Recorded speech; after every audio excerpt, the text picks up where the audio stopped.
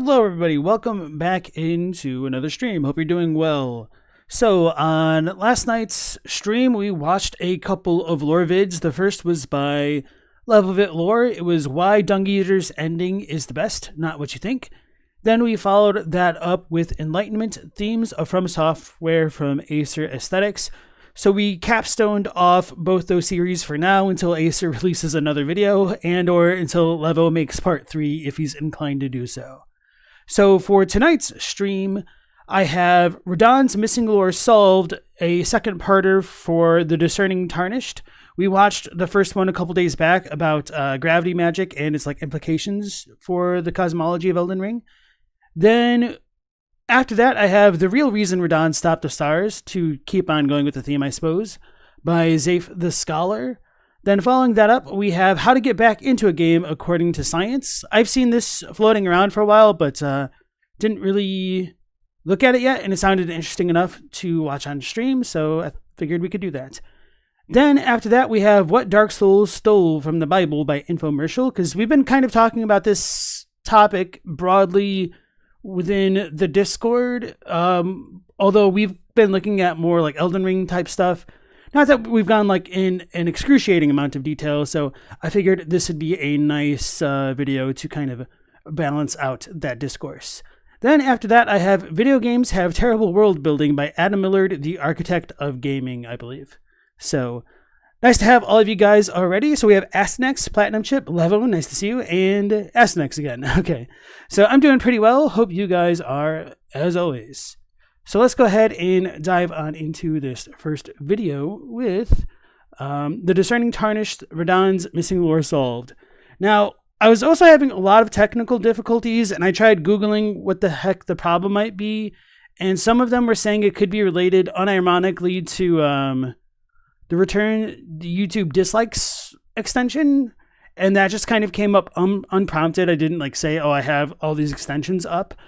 So I completely removed that extension, so we'll see if the experience is any smoother today. So I kind of hope so, but I also kind of hope not, because it would be so stupid if that was the case. So anyway, here we go. The concept of strength and kindness being separate has been a common portrayal. However, you have uniquely embodied both, serving as a beacon of light in a world. So because these subtitles are hard encoded into the video, I would say that The Discerning Tarnished should have had a little bit of spell checking going on, because Booth is not only capitalized, but it's not spelled properly. It should just be both. So I'm not going to be pedantic about every little misspelling, but I will point this out since it's kind of meant to be constructive criticism. Embodied both, serving as a beacon of light in a world overshadowed by darkness and war. Your strength and kindness have earned the admiration of many tarnished, and they will forever be celebrated in song. Welcome to part 2 of our Radahn Gravity Magic Lore series. If you haven't watched part 1 yet, I highly encourage you to do so.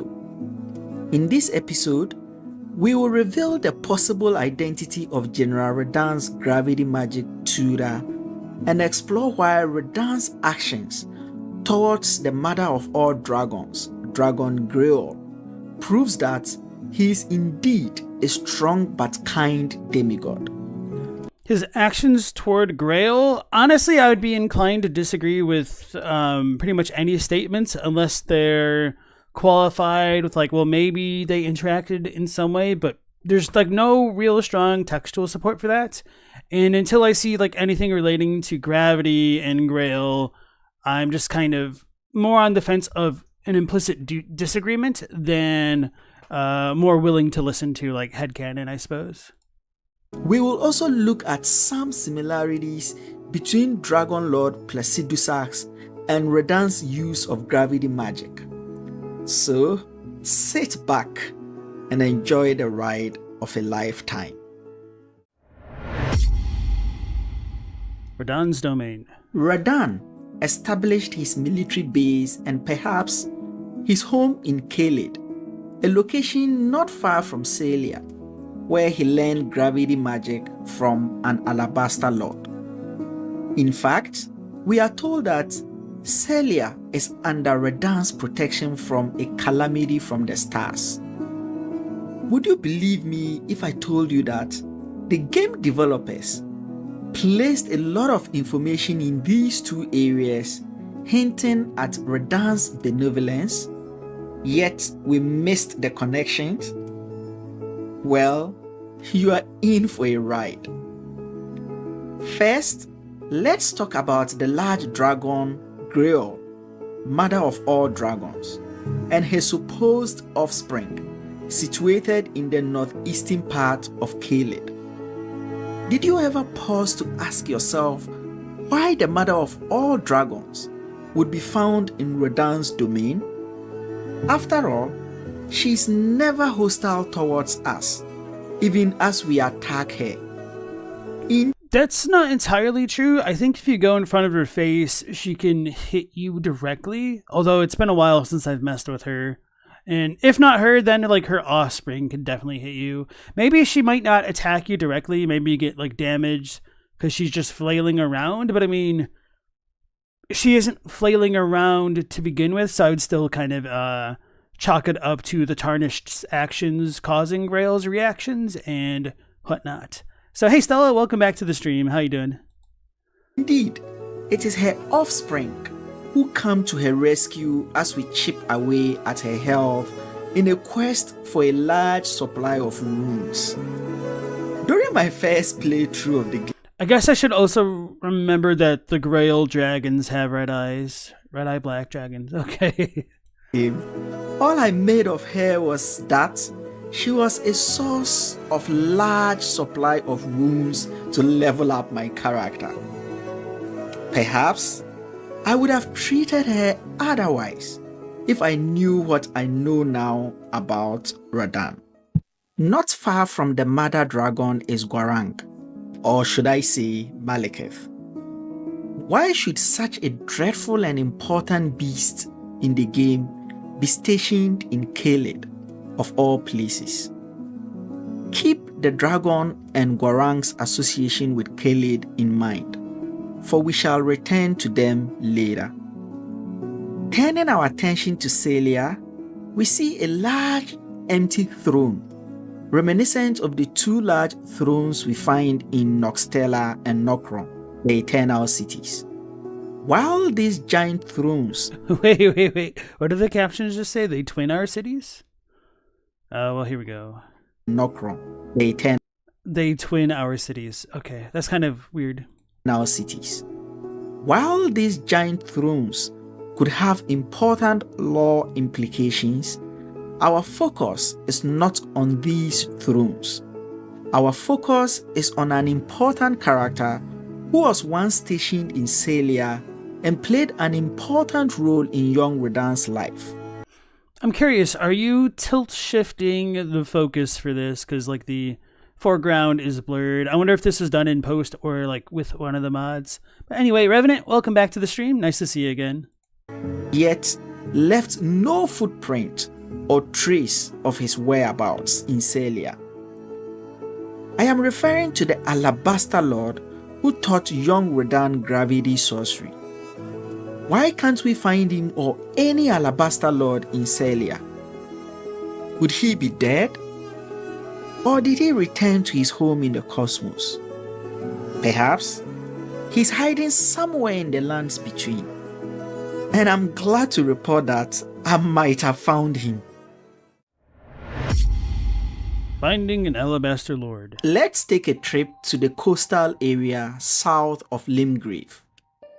This location brings us into contact with perhaps our very first encounter with an Alabaster Lord as we progress through the game. There are other lesser Alabaster Lords located in the Yeloth Annex Tunnel, and another appears on the raised pillars at the Lake of Rot. What is intriguing is that I don't know if the other spacemen are essentially Onyx Lords then, because I know we have another Alabaster Lord next to like a bunch of meteorites in Weeping Peninsula to the east, next to the one tower that's around there by like the Impaler Catacombs. Can't remember what the tower is called. And I think we also have an Alabaster Lord. No, maybe it's just a Falling Star Beast. I think there's one somewhere in like Lanedell / Altus Plateau around where the Falling Star Beast is, but those might just be Star Callers now that I'm thinking about it. Then, of course, there is the one Alabaster Lord that's thrown into an Everjail as well. the Alabaster Lord Or is there one in the Everjail, or am I just thinking of the one on the way to like the Divine Tower? Oh well, there's a lot of them. Or they could be Onyx Lords. I don't remember the difference, to be honest. find south of Limgrave appears to be enjoying the warmth of the fire in the coastal area.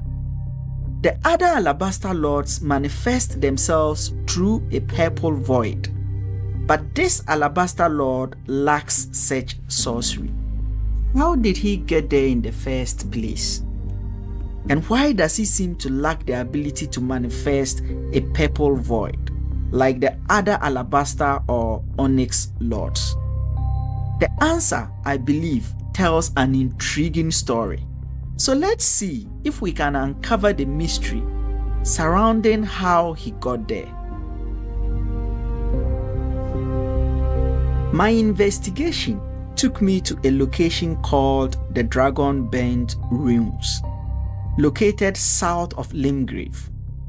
Progressing through the area will bring the Tarnished to the secret chamber, which has a teleportation trap. Interacting with the teleportation trap brings the Tarnished to a cave called Celia Crystal Tunnel, and at the other end of the cave is an access point to Celia. What is even more intriguing is the miners in the cave who appear to have skins or bodies made of stone or crystals. I believe you are getting where I'm going now. Why is there a teleportation portal in Limgrave, not far from an Alabaster Lord who appears to have lost his ability to teleport through a void? And why does the teleportation trap we find in the Dragon Bend Ruins lead to a cave which terminates into Celia? Notice that we do not need to fight a boss to access the teleportation trap. I believe that the teleportation device is how the Alabaster Lord we find at the coast south of Limgrave traversed from Celia to Limgrave, perhaps to escape from the Scarlet Rot that had engulfed Celia and Kelly. So this is the kind of theorizing that I'm generally against, to be honest, because if there was a corresponding chest that goes from the Celia Crystal Tunnels back to Limgrave, maybe I could entertain that a bit more, but as far as we see in the game, it's only ever a one-way teleportation from Limgrave to Celia. And of course, maybe you could argue that there's some interaction between like the Alabaster Lord's teleportation / gravity magic, which could have a role in this. But I feel like there's really no textual basis to support that kind of theory. So I just don't really buy into it very much at all. And then thought there was one other thing that I wanted to mention. I posit that this Alabaster Lord is the same Alabaster Lord that taught young Radahn gravity sorcery. Alright, so the other thing was we can also have random teleportation chests show up elsewhere. Maybe I shouldn't say random, but we do have other teleportation chests that don't necessarily have anything to do with gravity magic as far as we know. Especially when we look at the teleportation chest, which appears in Patches's Murkwater Cave. So I don't necessarily think we should implicitly connect the teleportation chests to the alabaster or onyx lords. It is also conceivable that he used his sorcery to create the teleportation trap, thus the reason why he does not manifest via a purple void like the other alabaster lords do. Was this deliberate? Or perhaps Miyazaki did that to give us a hint about this strange alabaster lord? And this doesn't really have anything to do with the video, but I'm just thinking about it now. The way that the dudes, the alabaster and onyx lords and whatnot, appear out of their purpley lightning mist is kind of reminiscent of the way that guys just kind of apparate in the middle of the Everjails when you go to like fight them mano a mano. I don't necessarily think has to be a relation between that, but that's just kind of an observation right now. Anyway, let me know in the comments whether or not you think this alabaster lord was Radahn's gravity magic teacher. And with that point in mind, I would almost think it's a little bit easier to draw the conclusion that the alabaster lord in Raya Lucaria could have been Radahn's mentor, but it's just as likely that it could be somebody else like frickin' Gaia, you know? I know there is an opening on the cliffside close to the alabaster lord's location, which could relate to how he got to the coast. However, I doubt that is the case because that opening leads us back to the start of the game where we first stepped out of the coffin and into the lands between.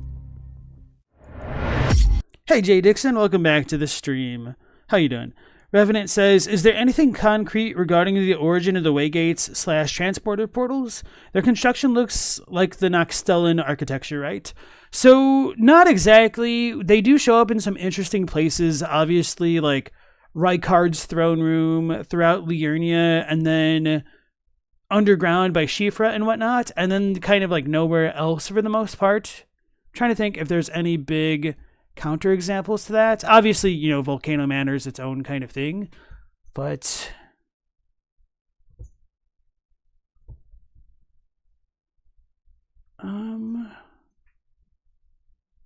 yeah, mostly just like the underground Liurnia.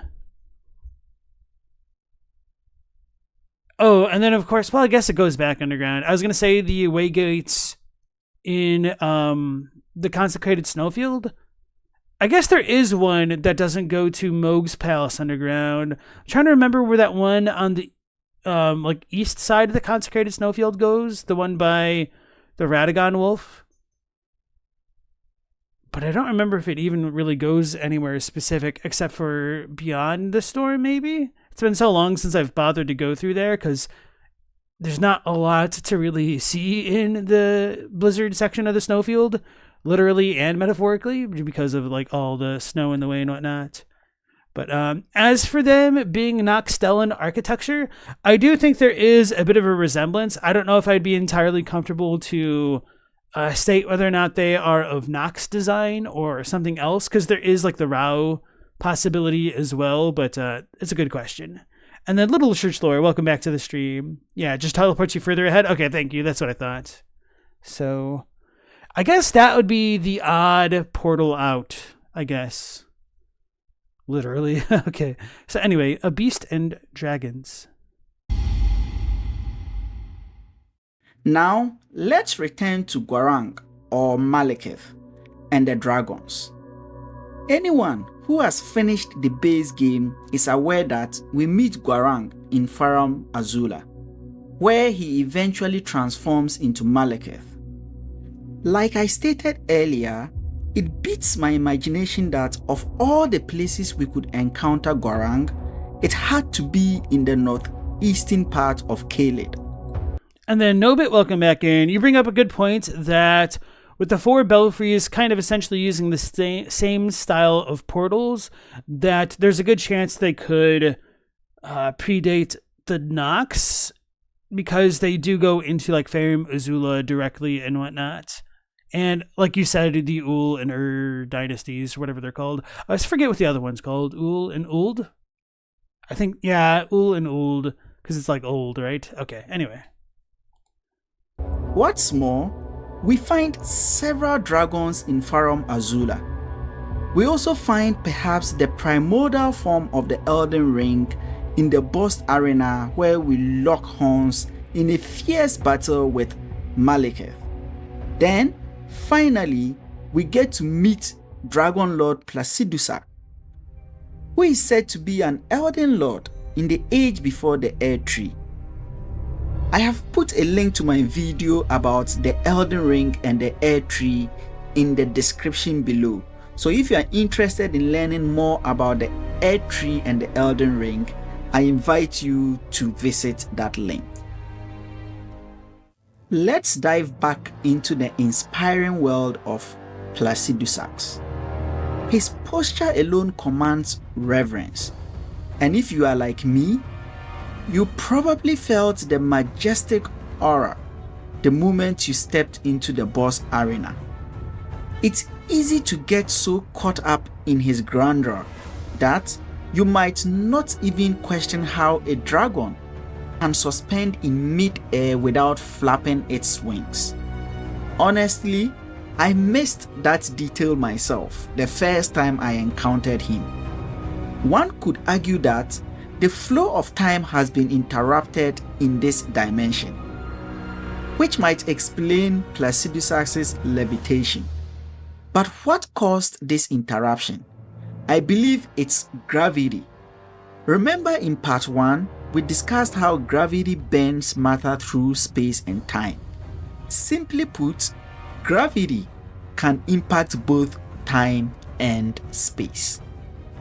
Beyond his majestic posture, Placidusac shares an intriguing ability with Radahn, the power to disappear into the air and reappear as a meteor.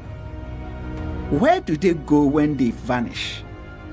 This question could be the basis for a whole new lore video. I'd love to hear your theories in the comments below. This meteor phenomenon is reminiscent of how the Alabaster Lords and other cosmic entities are said to have arrived in the lands between.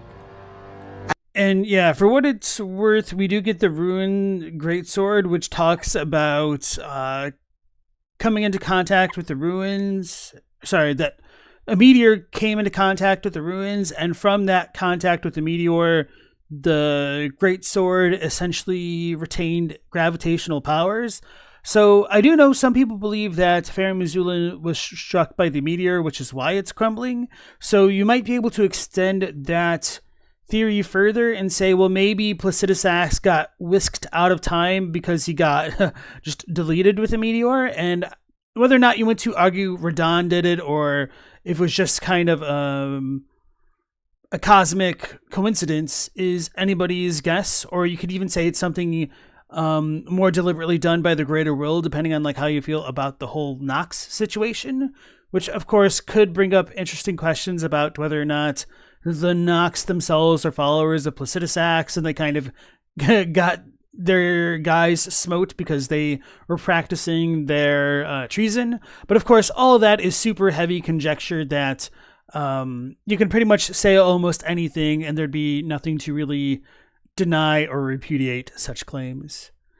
Nobit says that the meteor attack seems more like he became one with the storm, whereas Radahn jumped really, really hard, maybe.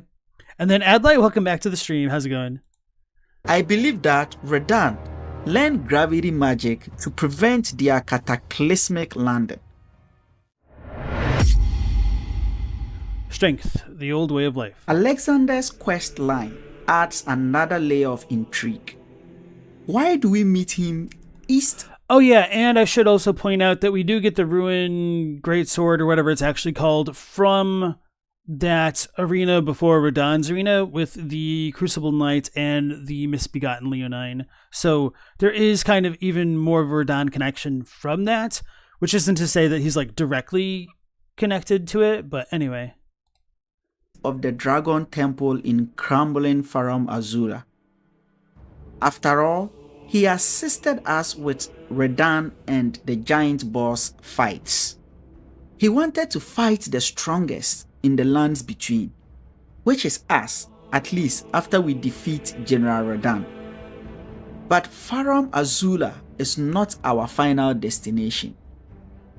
Accessing the air tree and fighting Radahn and the Elden beast is our ultimate goal. So why couldn't Alexander wait to fight us in the air tree? I think Farum Azula is a fascinating setting with its emphasis on barbarism and brute strength. It's home of the Beastmen and the Dragon Lord, which suggests a culture that values raw power. So as for the Alexander question, that's an interesting one, but I don't know if that one can be really interacted with super well because it's a little bit too hypothetical, I think.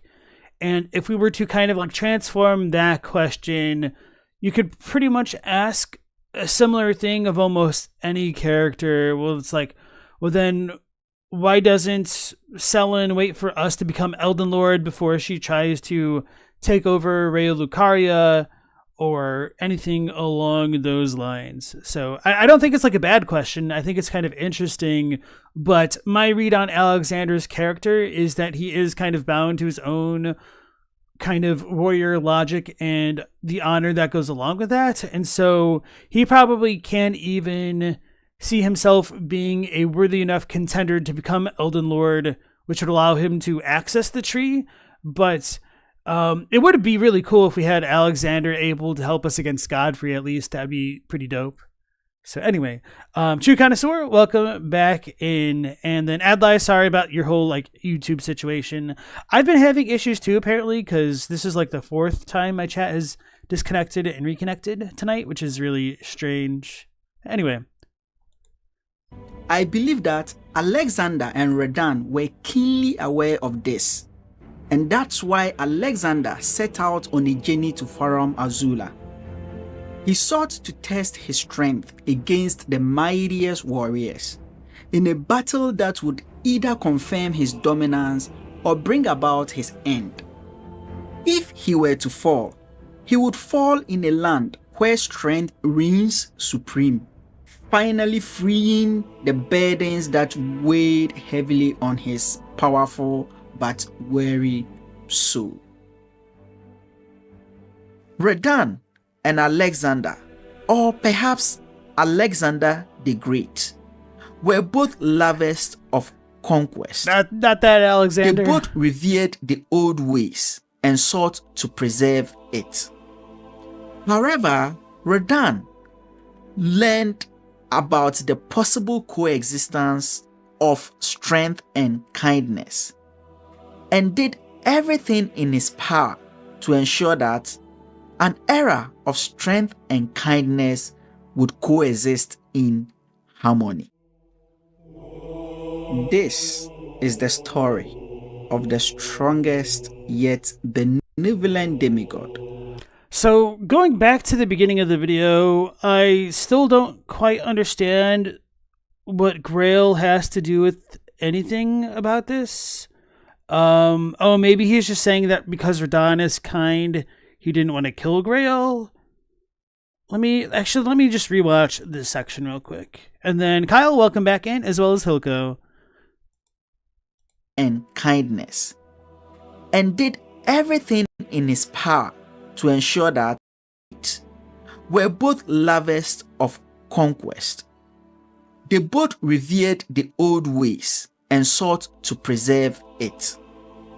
However, Radahn learned about the possible coexistence of strength and kindness.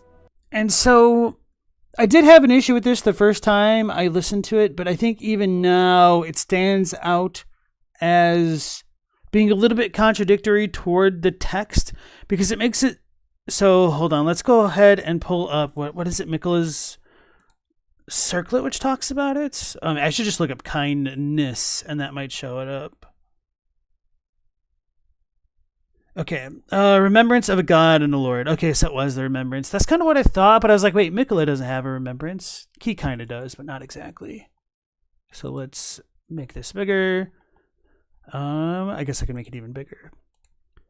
In their childhood, Mikola saw in Radahn a lord, his strength and his kindness that stood in stark contrast with their afflicted selves. And the selves here is referring to Mikola and Melania. I think it's a little bit clearer. But I shouldn't say a little bit clearer. I just think it's like contextually clear. So anyway, this can make it sound as though Mikola discovered in Radahn a trait that he lacked, which implies that Radahn would have had it before having encountered Mikola. And although the Discerning Tarnished does not make the implication that Radahn necessarily had to have learned kindness from Mikola, the fact that he phrased it as saying Radahn needed to learn about the coexistence of strength and kindness does feel a little bit unsupported from just like the one random line that we're given about Radahn in the DLC, which kind of sucks that virtually nothing is written about him and Mikola and their like plans and whatnot, if they even had any together truly. So, as I said, Mikola wasn't kind in the first place. Potentially no.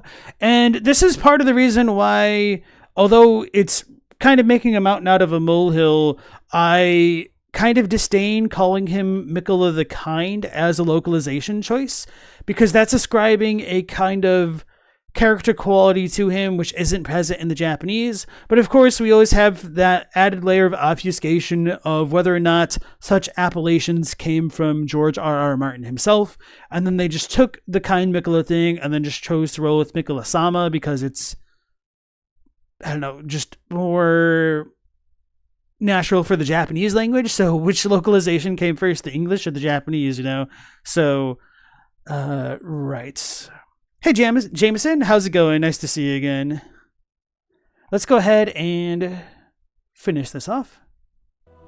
And did everything in his power to ensure that an era of strength and kindness would coexist in harmony. This is the... And so if the Discerning Tarnished does want to make that point, I think it would have done better for the purposes of his video to tie it back into the beginning and say like, oh, he's kind, so he doesn't really care if Grail is there. But if he is confident in claiming that Radahn was all about the past and conquest, then I almost think that should be an argument against some of these claims, because then he should have conquered Grail but did not. And of course there could be a number of reasons for that, like maybe Grail wasn't in the Dragon Barrow when the Scarlet Rot first hit, and then maybe she fell over. Maybe she's just old now, somehow, like with Destined Death removed. Maybe that doesn't affect the Drakes. But anyway, those are just some other ideas to stew upon. The story of the strongest yet benevolent demigod, General Radahn. Thank you for watching, and see you in the next video. All right, so with all that being said, I would encourage the Discerning Tarnished to have a little bit of grammar and spelling checks if they're going to have hard encoded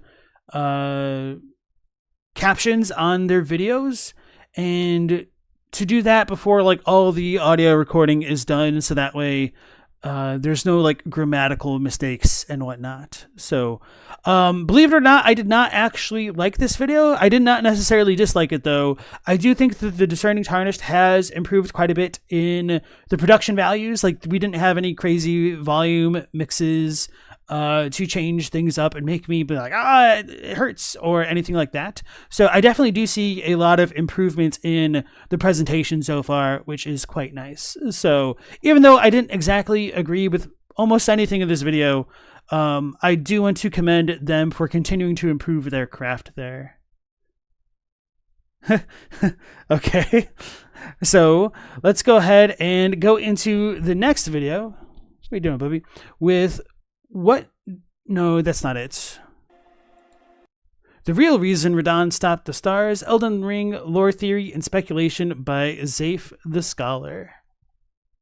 So let me do this. Whether you're talking about Lunar Prince... Alright, so that might be a little bit loud on my end. Princess Rani and her Dark Moon. Mikola the Unalloyed with his How Halig does that tree sound and to you unknown guys? plans in the land of shadow, or even our very own tarnished of no renown. Elden Ring is filled with individuals. Thank you, Astanex. I almost forgot, yeah. The concept Well, I can't say I almost forgot. I did forgot. All right, so here is the link to the Discerning Tarnished's video. If you want to give them a like or a watch or a sub, he could certainly use them and would appreciate that. What's my reasoning for stopping the stars? My reasoning is that it's not given.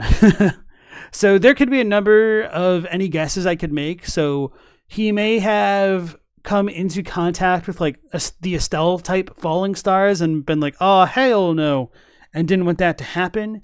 He could have potentially been trying to forestall fate for the sake of the Carians, and that could have coincided with needing to be immortal before what I would consider golden fundamentalism got off the ground, or something like that. So if you believe that Golden Order fundamentalism started when Radahn became Elden Lord, there could have been a time between after he started having his children, before he returned to America, that it would have been a valuable field of research into like halting the movement of the stars if they govern fate, and if fate is related to death. And then other reasons could just be that he liked Celia and like other stuff was happening, or maybe he was trying to avoid the natural consequences of a meteor shower, for all we know. But good question.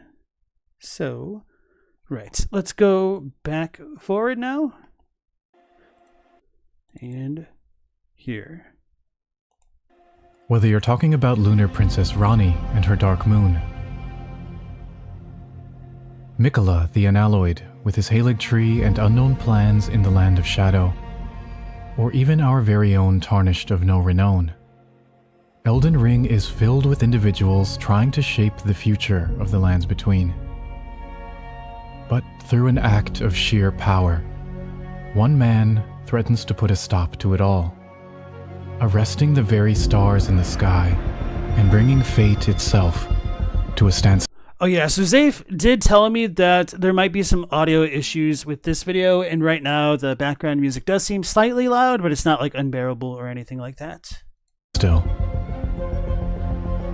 I welcome you, Tarnished, to join this humble scholar as we discuss how Star-Scourge Radahn achieved this epic feat, and consider what his true goal may have been. I like the little Estelles in the background here. So speaking about Radahn achieving epic feats, if he really achieved epic feat, they wouldn't have ground away while he was riding around on Leonard. Epic feat, and consider what his true goal may have been.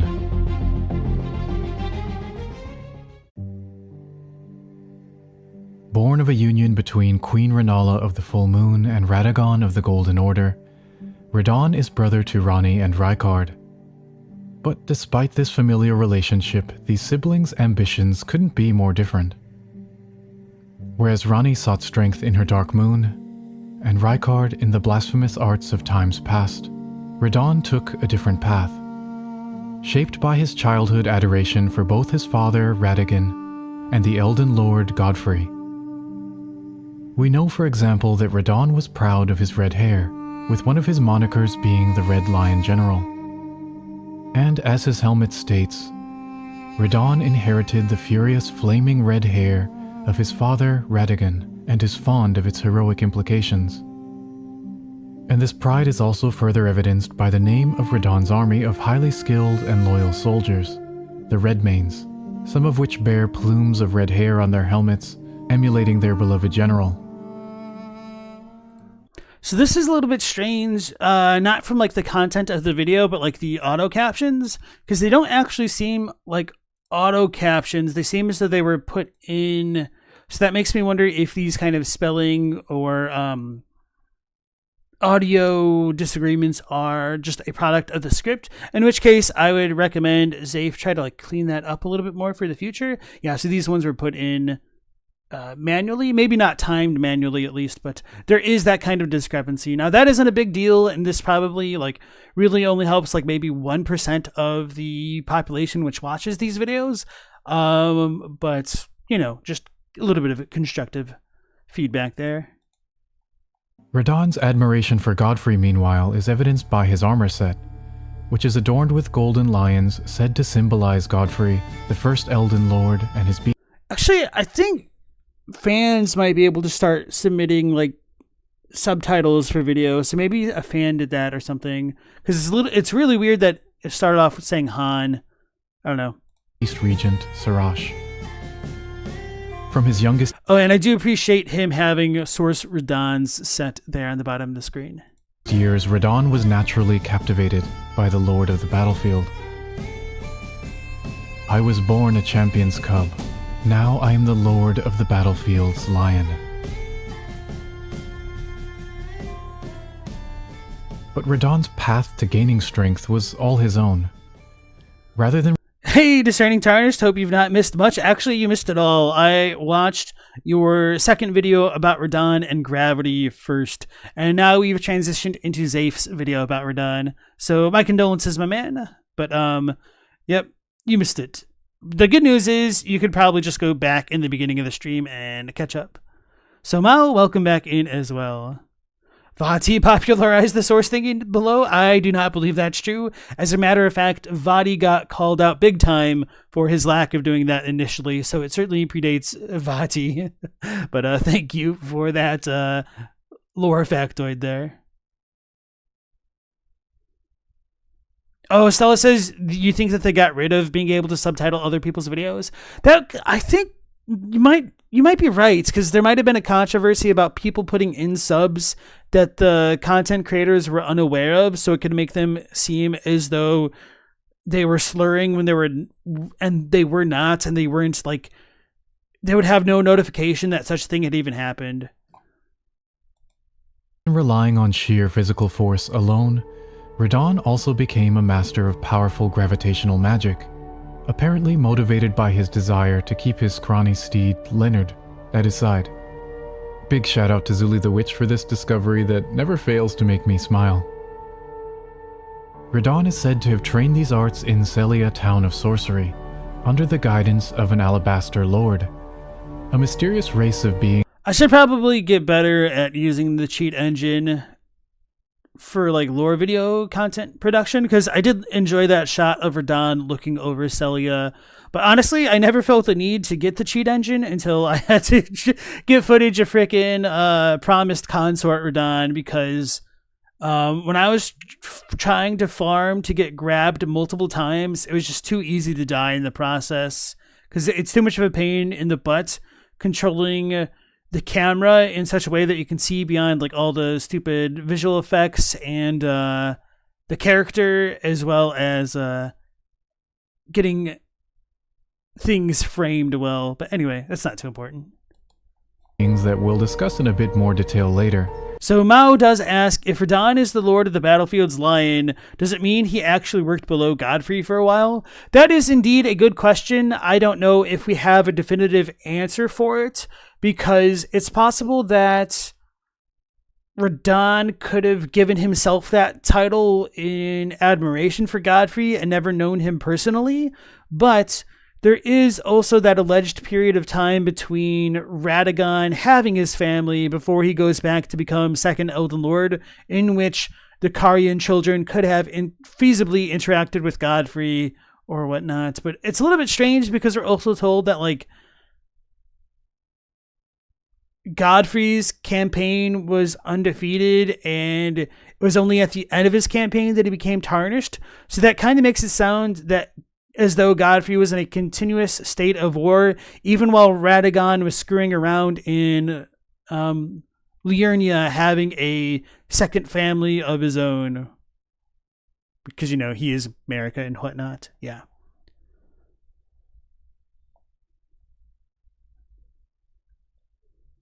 Okay, let's go back in. Whoops.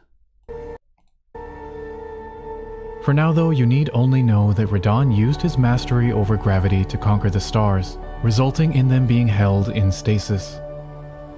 This scene is immortalized on the Star Scourge talisman, which is said to depict a hero's tale of how the mightiest hero of the demigods confronted the falling stars alone, and thus did he crush them. His conquest. So I was thinking about this a little bit more literally recently. So setting aside for a moment that the word Hoshi in Japanese doesn't necessarily have to literally mean star as much as it does like a celestial body or satellite. So it could ostensibly refer to like a planet, potentially a meteor or like things like that. So, if we do take that actual star meaning of star, essentially, how does that exactly work? Because stars should be essentially light years away from the lands between, but you know, a lot of that is really contingent on how relevant astrology is to the lands between. Maybe I should say astronomy rather than astrology, but we're told he's holding constellations at bay. But anyway, so a lot of that just doesn't make sense from like a practical perspective. So maybe like the stars are essentially meteors in this context because a meteor crash lands almost immediately, or maybe the stars are constantly falling. It doesn't help that we have falling stars of ill omen in Estelle and the falling star beasts essentially. So there is other context to consider as well. But if it does mean stars in like the grandiose sense of the word, I think that's just mind-bogglingly powerful how Radahn could essentially keep them at bay, but like I just couldn't even really fathom it.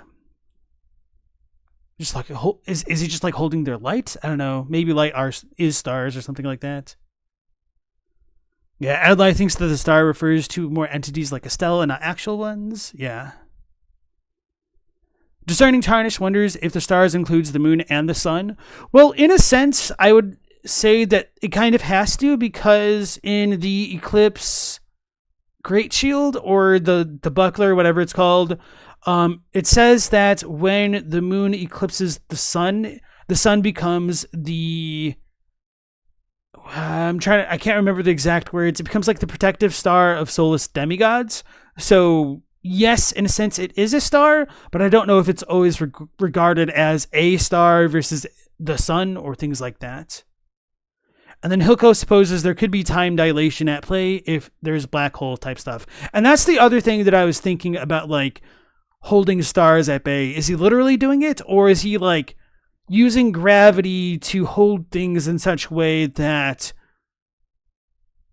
he's not actually like suspending them as much as it is like giving the appearance of suspension? But I'm not so sure the difference even really matters. But the good news is we'll never know. So we don't need to worry. Radahn gave the greater will an aneurysm. That's why it doesn't contact matter anymore. Dang. Got him. Quest sealing the very fate of the stars. And this action seems to have not only put Ranni's fate on hold, but perhaps also the fate of Erdtree adherents as well. For, as we learned from Muriel, when Radahn and Rennala wed, the order of the Erdtree and the fate of the moon were conjoined. Maybe that's why Radahn has to die in order for us to access the DLC. His actions go beyond just the fate of the Carians and Ranni. But why did Radahn confront the stars to begin with? Well, there are two prominent theories that have been floating around the community for a while now, both of which were summarized nicely by Vati in his Demigods video. I'll touch on these two theories briefly just to make sure everyone's up to speed, before introducing a newer third theory that I like a lot more and I think makes too much sense not to share. So the first theory is that Radahn was deliberately attempting to interfere with Ranni's plans, perhaps on behalf of the Golden Order and the Greater Will. We of course end up learning that Ranni's endgame involves appending the Golden Order entirely, so perhaps they somehow got wind of this and wanted to stop her. And what better way to do that than to freeze her fate? As evidence for this theory, we have the description of the telescope that states, During the age of the Erd Tree, Karian astrology withered on the vine. The fate once writ in the night skies had been fettered by the Golden Order. This does potentially imply that the Golden Order had some hand in Radahn's actions, and when you combine that with his veneration of Godfrey and Radahn, it's possible that Radahn might have helped stand in Ranni's way if asked.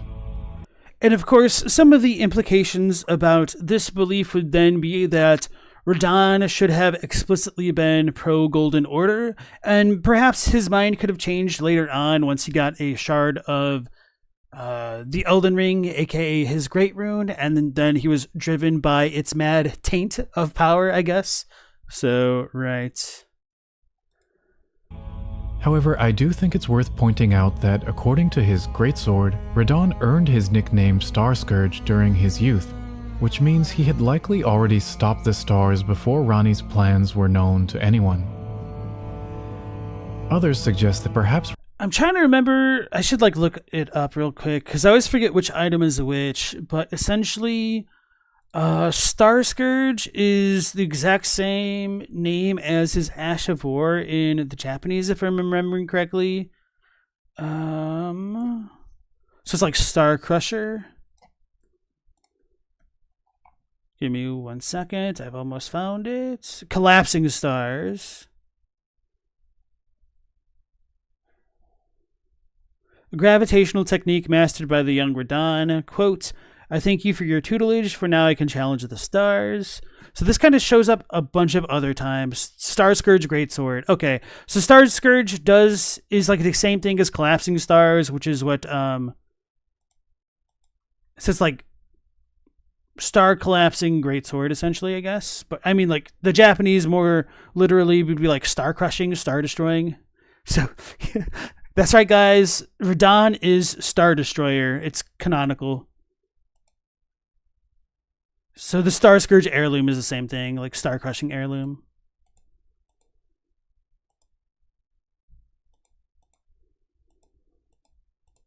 So anyway, with all that being said, I do kind of agree with Zafe's assessment here that Radahn, it being said that Radahn did his deed in his youth, does seem kind of at odds with helping Ranni specifically.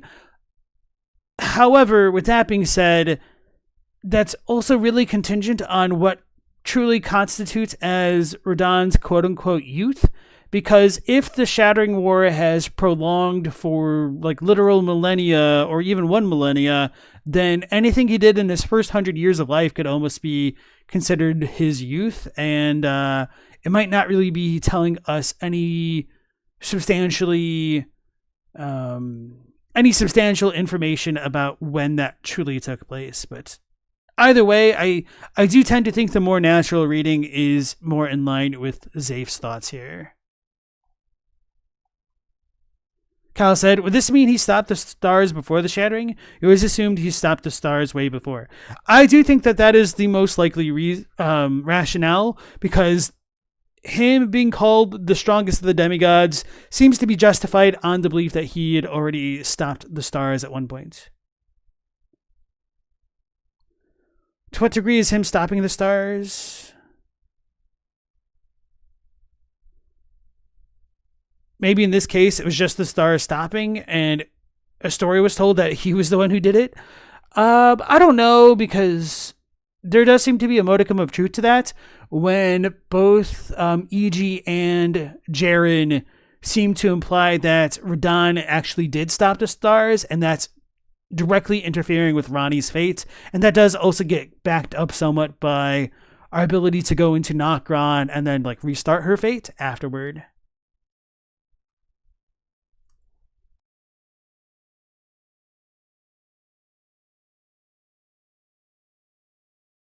Maybe he did that when he was under Godfrey was correct. Well, that's the thing, because we don't know when exactly the youth of Radahn is accounted for within the story. It could have been after Radahn had gone with Marika, and before like the demigod stepchildren were, maybe I should say, it could have been,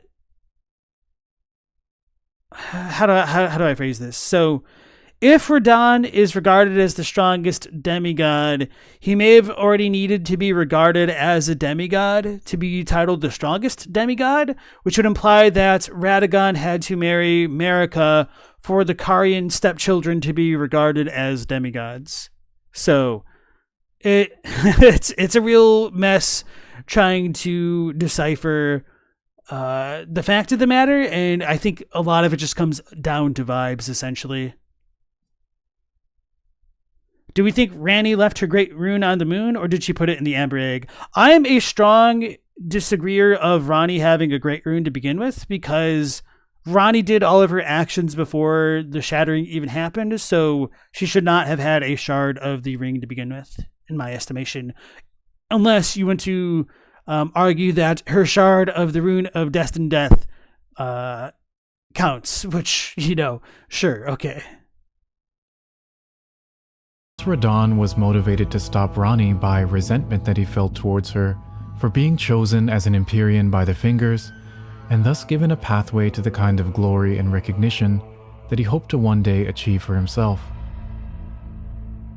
However, I haven't seen much evidence for this, and if anything, there is some evidence to the contrary. We, for example, find a portrait of Radahn hanging in the Volcano Manor, suggesting that he and Rykard probably aren't on the worst of terms. And since we know that Ranni felt close enough to Rykard to entrust him with a shard of the Rune of Death during the Black Knives plot, it seems safe to infer that there wasn't much dissension among the Carian siblings. The second common theory for Radahn sealing the stars is that he did so to prevent something from falling into the lands between. Specifically, there's evidence that he wanted to defend the place he trained as a youth, Celia, from some sort of impending cosmic threat. A sword monument in Caelid seems to memorialize this, stating, "The Star Scourge conflict. Radahn alone holds Celia secure and stands tall to shatter the stars." But what was Radahn trying to protect Celia from? Well, as we learn from a bit of dialogue from Gowry, the Celians are descended from the Eternal, a line that most interpret as meaning their ancestors likely came from the now underground Eternal Cities, Nokron Nokstella, and the Nameless Eternal City. I talk a bit more about the relationship between Celia and the Eternal Cities in this video in the cards, so feel free to check it out if it sounds interesting. Now, we know that at least one of the Eternal Cities met a ruinous fate at the hands of an extraterrestrial creature called Astel, natural born of the Void. Astel is described as a malformed star, born in the lightless void far away that once destroyed an Eternal City and took away their sky.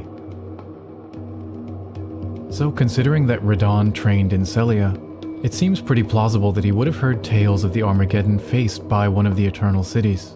And so the theory goes that he sealed the stars in the sky as a defensive measure to prevent Celia from facing a similar disaster. But to be honest, neither of these theories has ever fully grabbed me. Sure, Radahn idolized Radahn and Godfrey, but to my knowledge, he isn't ever explicitly described as an ally of the Golden Order. It's possible, but in my opinion, it doesn't seem to mesh well with his character.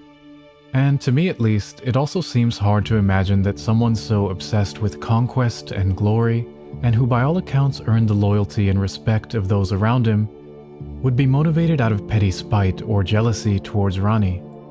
So I think that angle of conquest is a good one to work with,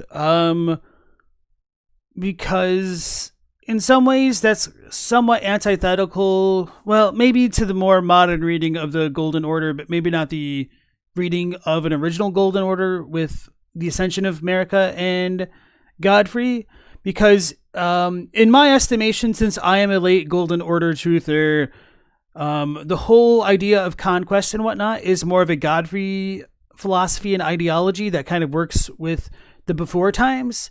And to me, the Golden Order is a kind of religion or way of life or ideology of reconciliation and matrimony, for lack of a better term. Union is probably better.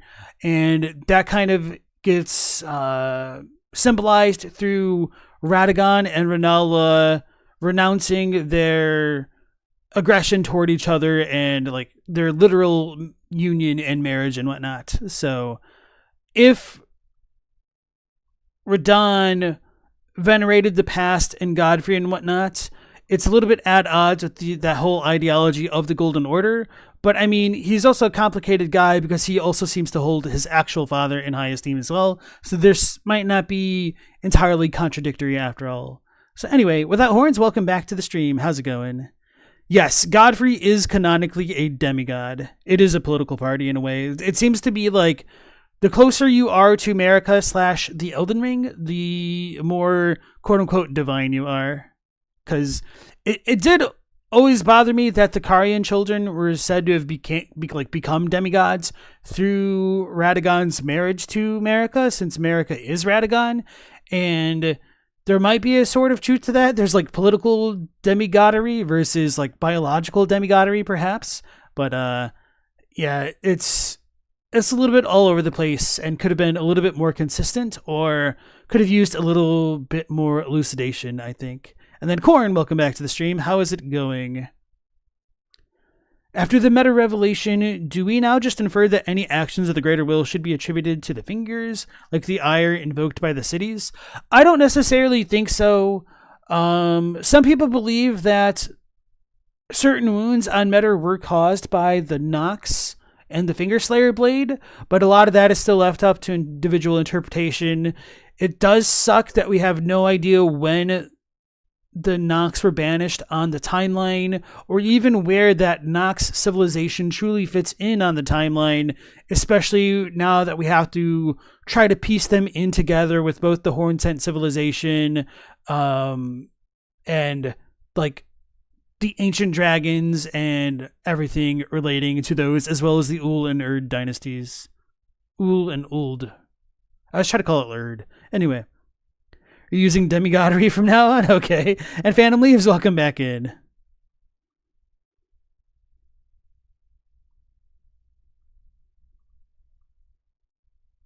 You found the holy grail of your donuts, a lemon-filled one? Congrats, man. Did you have to like look for a while, or did you just have to get off your lazy butt and find it? But either way, I'm jealous now, so you have that going for you. As for the second theory, that Radahn acted purely in defense of Celia, that certainly fits the bill a bit better. But it still puts Radahn in a defensive position, someone who's simply reacting to the events happening around them, rather than trying to shape them. And so this brings us to a third theory that was recently articulated by Reddit user Blythe Failcam, in a great thread that I'll link in the video description. The theory goes like this. What if instead of simply trying to defend against impending threats, Radahn was purposely pulling these cosmic monsters towards the lands between so that he could destroy them? Remember, throughout the game, Radahn is described as challenging, confronting, and conquering the stars. While these words could technically refer to defense, offense seems a bit more fitting. And I also want to throw out there that although his English name, Star Scourge, is kinda ambiguous, his Japanese name, Hoshikudaki, is quite clear, directly translating to Star Smasher, or Shatterer.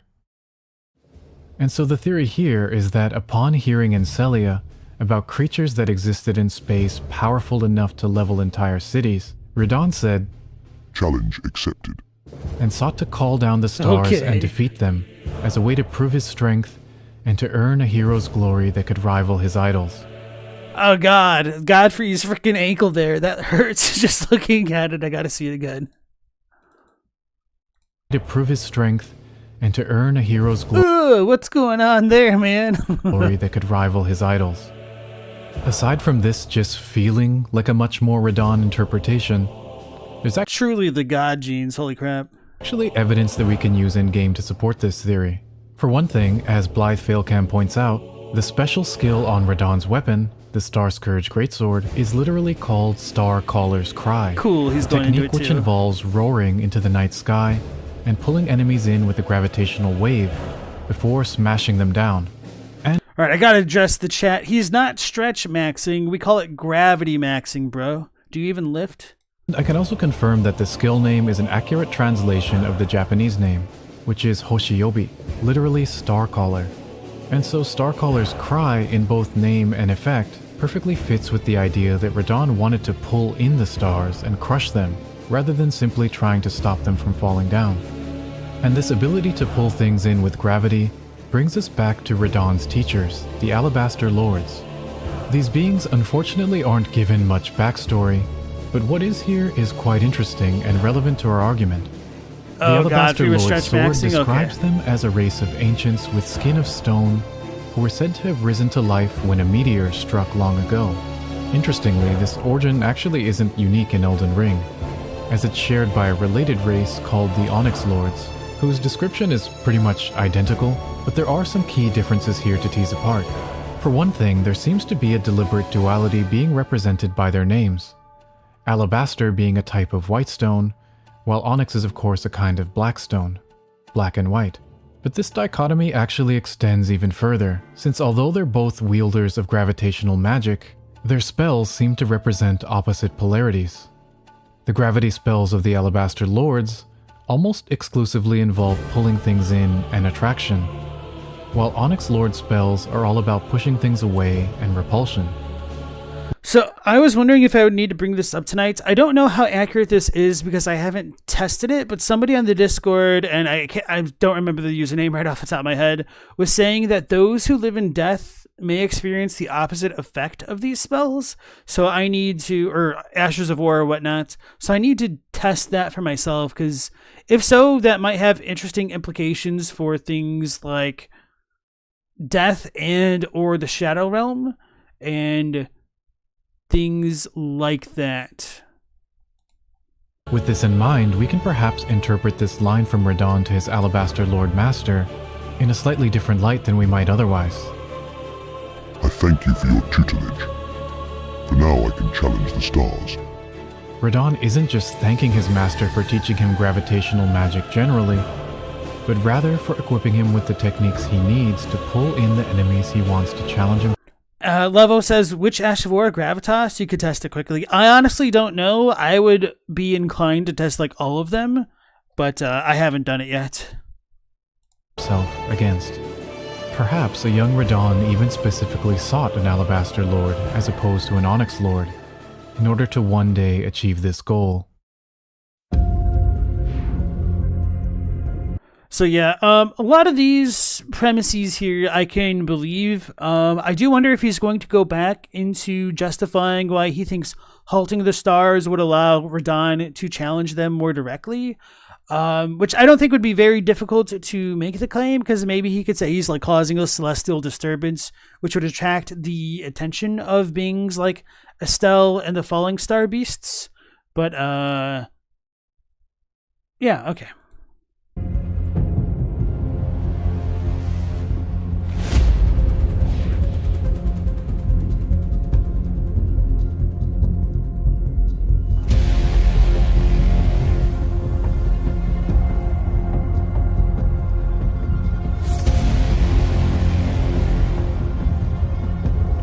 So thinking about it from a macro level, if like killing an Estelle type monster is what solidifies Radahn as the well-regarded strongest demigod, I think that would have done a lot more to I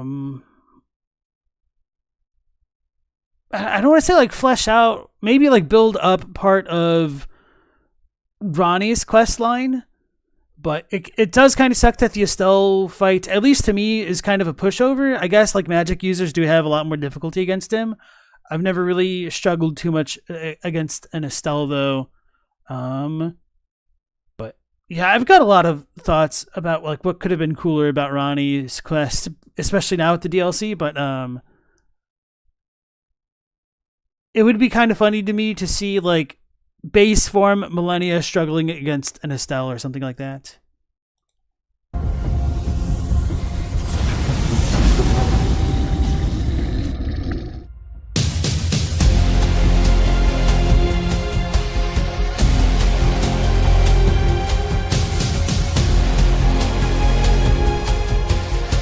I gotta admit, this is a little bit of a clever way to try to make your claims. Just having a little bit of a cinematic fight.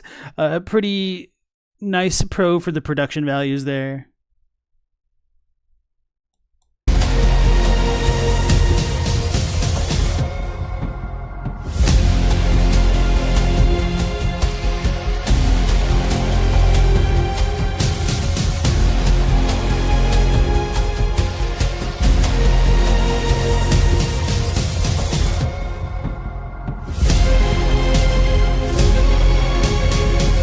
So, as far as like Radahn needing to challenge these things, if this were true, it'd be nice if we had more justification for why these Estelle type beings coming into the lands between would be bad, and why they needed Radahn specifically to deal with them, or like if Marika and anybody else was worried about this kind of thing. But alas, we do not have such lore to back this theory up. And so, which isn't to say that it's wrong or a bad theory, but it is definitely speculation, which I can obviously forgive since it's in the frickin' title of the video there.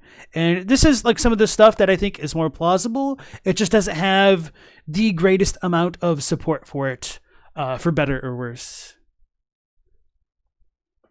And True Connoisseur says, this theory does make sense of the indications that data miners have found that Estelle crashed down and was fought in Radahn's arena originally.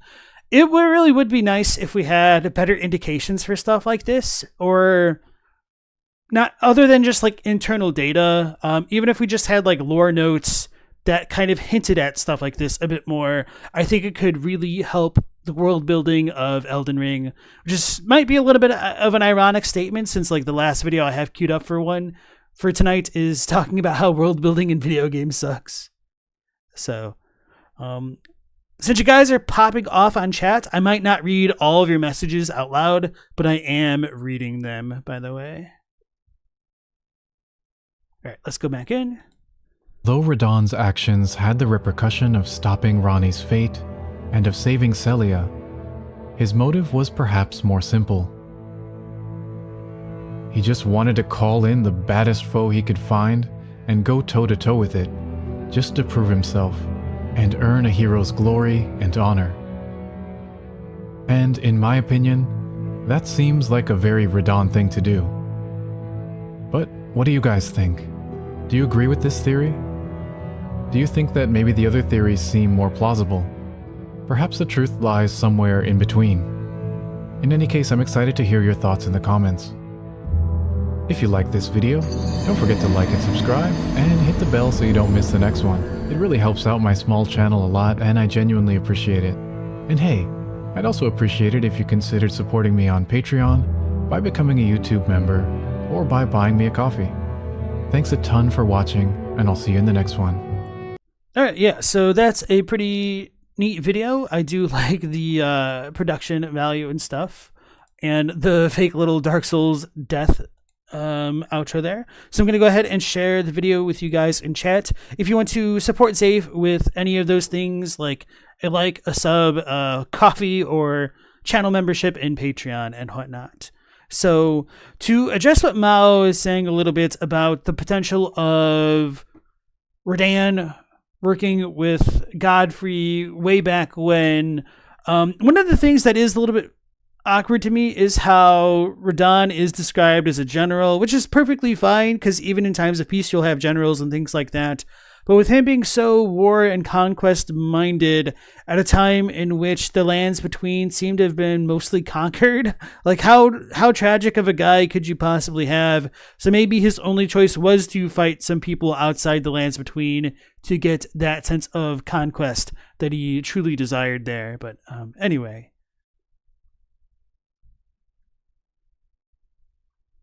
With that being said, Mao doesn't actually agree with Radahn being this battle hungry. It's funny. And Kyle also doesn't agree. He was patient during his duel. He shoots us with arrows even while rotted. And he didn't go to the Halig Tree for war. He waited at home to be challenged. It's kind of an interesting point you bring up there about the war taking place in Caelid as opposed to the Halig Tree. I mean, there's a lot of stuff about the lore that does bother me with both Radahn and Millennia allegedly like letting Godric off the hook, but then being so driven mad by the newfound taint of their power that they conducted essentially a forever war. So yeah, a lot of this stuff doesn't sit super well with me, and it could potentially if we had more to justify these kind of discrepancies, but nonetheless, I still do have a lot of fun trying to piece things together as well as I can. And seeing, especially seeing like how differences of perspective can really shift our understanding or interpretations of such events, even when there's like not a lot of concrete information about them. Gravitas and Radahn swords push those who live in death instead of pulling. Interesting.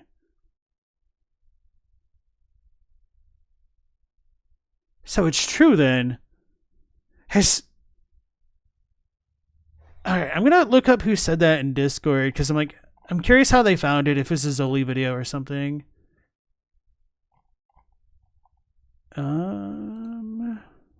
Gravitas? Is it Macabre? No, somebody else talked about it first. Let me look. Oh, it was I-Man. I think.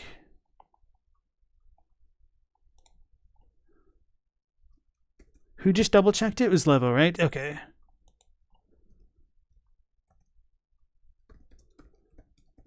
Levo just double checked this. You're right. Where did you learn about... I can't type. About this? Zoli? Okay. Godric wasn't destined to be Miquella's zombie consort. Yeah, but I mean, then why didn't Radahn and Melania put him 6 feet under and take his rune?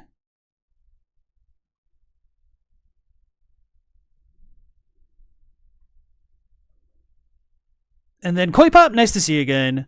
Goad for the Grafted was Miquella's first choice for consort. Radahn is the silver medal. True and real. And then Mildly, welcome back in. Any chance I could possibly not start streaming the AC6 playthrough on a Saturday since you got head early on Saturdays? Probably, because I'm glad you're in now, and now that we have like a bunch of people in, I could address it. So I did hit the dono goal thanks to some nice users such as Mildly, Dr. Fake Love, and why am I blanking on the third one? It was Global Sequence, right?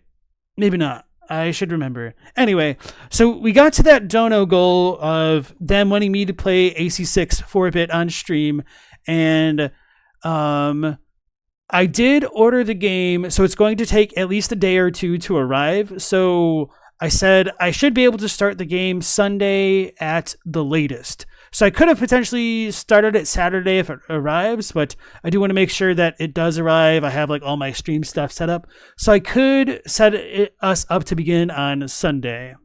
So, was it you who gave the extra 750 for the AC6 playthrough global, or no?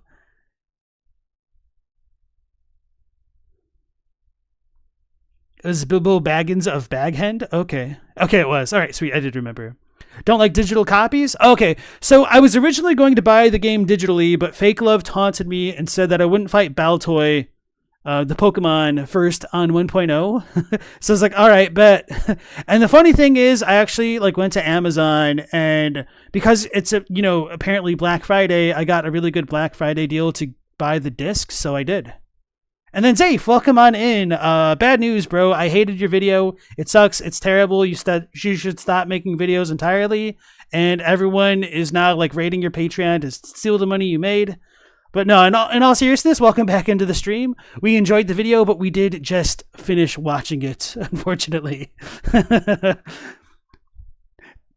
Yeah, so you did have a couple of those audio issues, but they really weren't that bad. They were like just a little bit overtuned at times, but you were still mostly understandable, and you did have like the subs and stuff going. You did have quite a few errors in your auto captions, or not auto captions, because they seemed like hard captioned, so you might want to look into that as well. And then there was one other piece of feedback. Oh, no, it wasn't feedback.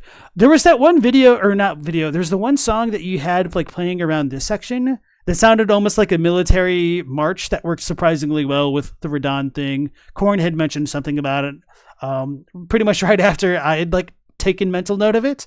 So anyway, that was a really good choice of song. And so I also really appreciated your production value with using the cheat engine to spawn in a bunch of Estelles and Radahn in different locations. So it's quite nice.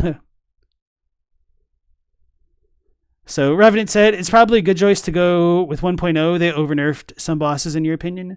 So right. With the AC6 playthrough, I'll probably fight Baltoy on 1.0, and then maybe patch the game after that to like get like, you know, the premium experience essentially. And then I heard they buffed other bosses to compensate, so maybe it'll just be the best of both worlds to play that way. You realized you had a broken speaker after mixing and uploading the whole video? Oh man, that sucks.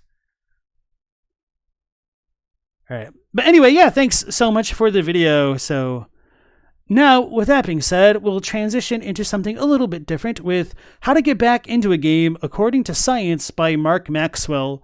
So this was a video topic that just sounded generally interesting to me. I don't remember if anybody had added it to the list of videos that they wanted me to watch. So this one might have been a me thing, because there certainly have been games in the past where I've like put them down and regretted not having gone through and finished them. So I'm wondering what science has to say to, you know, potentially alleviate that. And I was thinking about the implicit question posed by the title of this video of, well, then how do you get back into a game irregardless of science? Or regardless of science, if you want to be pedantic like me. And I don't know what I should expect, to be honest, because I feel like there's so many different reasons why one could put a game down that it's hard to imagine what could get you back into it if you were enjoying it the first time around. And so part of me is wondering if this is like a suggestion for game devs to put in like catch-up mechanics or like encyclopedias. I know Dragon Quest XI and a few other games like it do a really great job of having like a lot of really accessible recaps for the story and whatnot, which is quite nice. But I don't know if that's like a one-size-fits-all solution, because there are certain things where I've played a game, but it's been so long ago that I forgot how to like properly play, as I've had to go back to the beginning, which in and of itself can be a little bit of a daunting experience. So sometimes that's worse for like RPGs if the story is long and the beginning is like not the best part of the game. But yeah, I don't know. Do you guys have any inkling as to what you guys think science would tell us to do? Because I honestly don't know. And we'll learn in a bit, I suppose. And of course, Zafe, you're welcome, as always. Mao asks me, any interest in Metaphor ReFantasio? You just saw the end of the story and it is really good. So I don't know, to be honest. Like, I wasn't a fan of the combat of like the last Persona game, or I also didn't really like the look of Shin Megami Tensei 5. There's something about Metaphor which didn't appeal to me when I saw like the trailer a while back. I'll be honest, and I'll say that I thought it looked like garbage, but apparently the overwhelming like majority of players who've played it have been saying like it's a really, really good game. So that might cause me to give it a second look over. But yeah, I just don't really have too strong of opinions about it other than having a negative first impression. All right, Kyle, and hopefully we'll see you again shortly. And Mildly, thanks so much for the extra $2. And good luck with your bananas.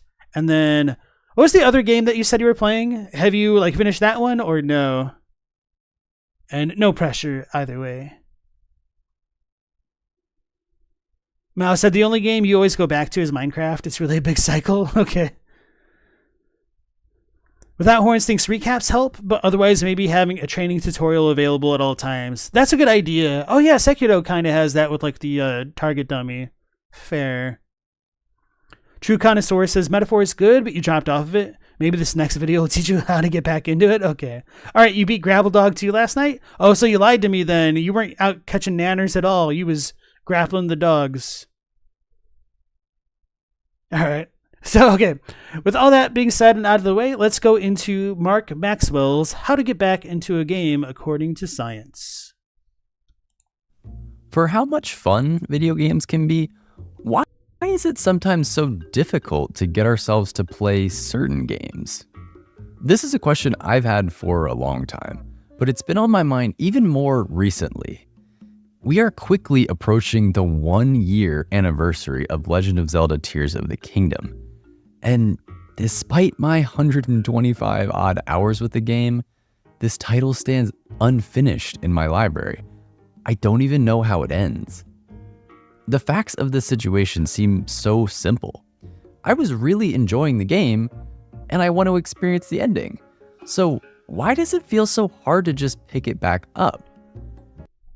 Okay, I think that's also a really good question, and this is a fun way to start off the video, because I was talking about this pretty recently, which is partly why I wanted to watch this video tonight, because it was just kind of like fresh in my mind.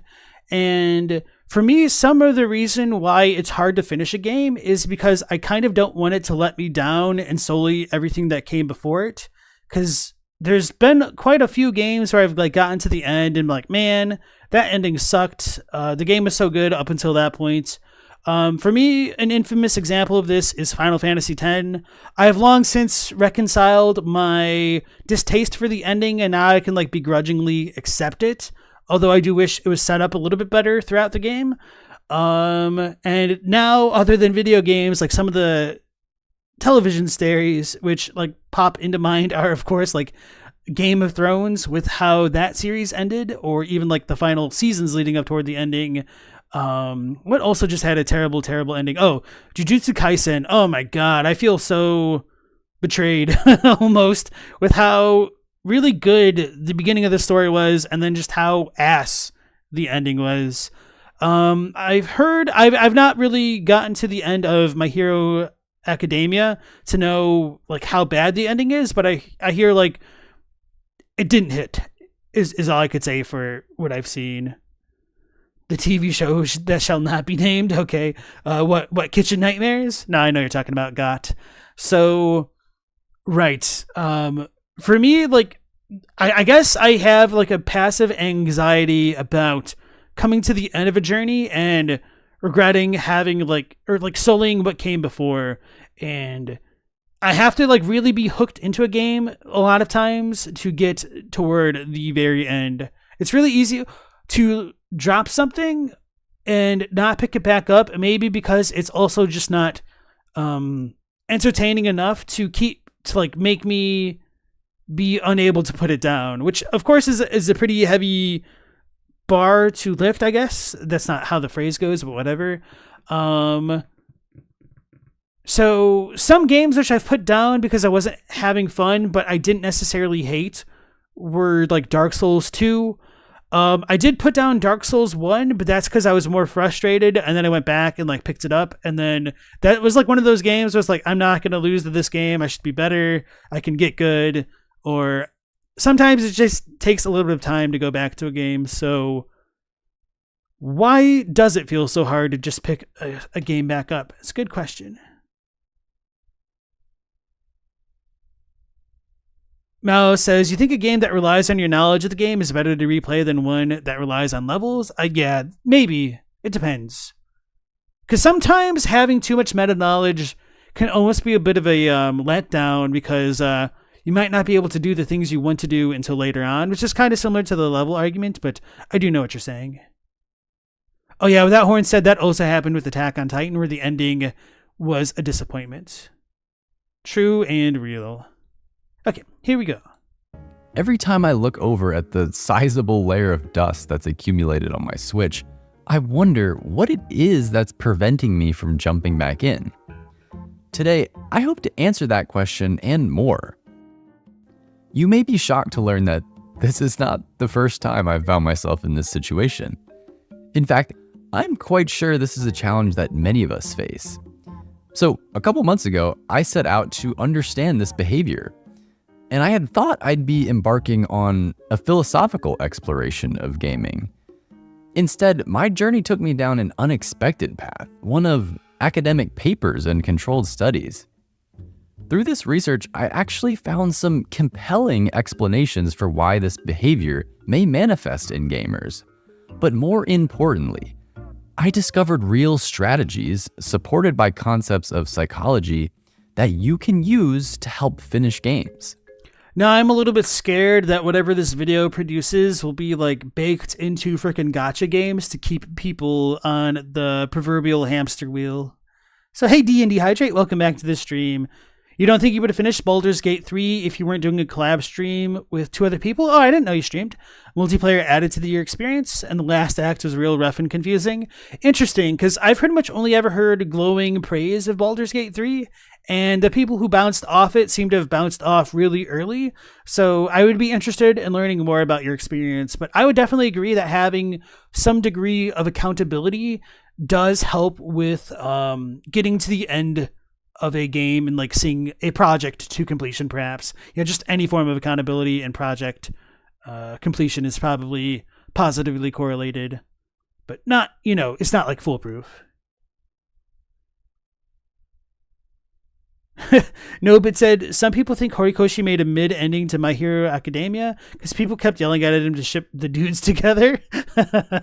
That's funny. Global says, per this video subject matter, one of your favorite recent genres of video is I found X out using data. Yeah, that's, one of my favorite genres of, study as well.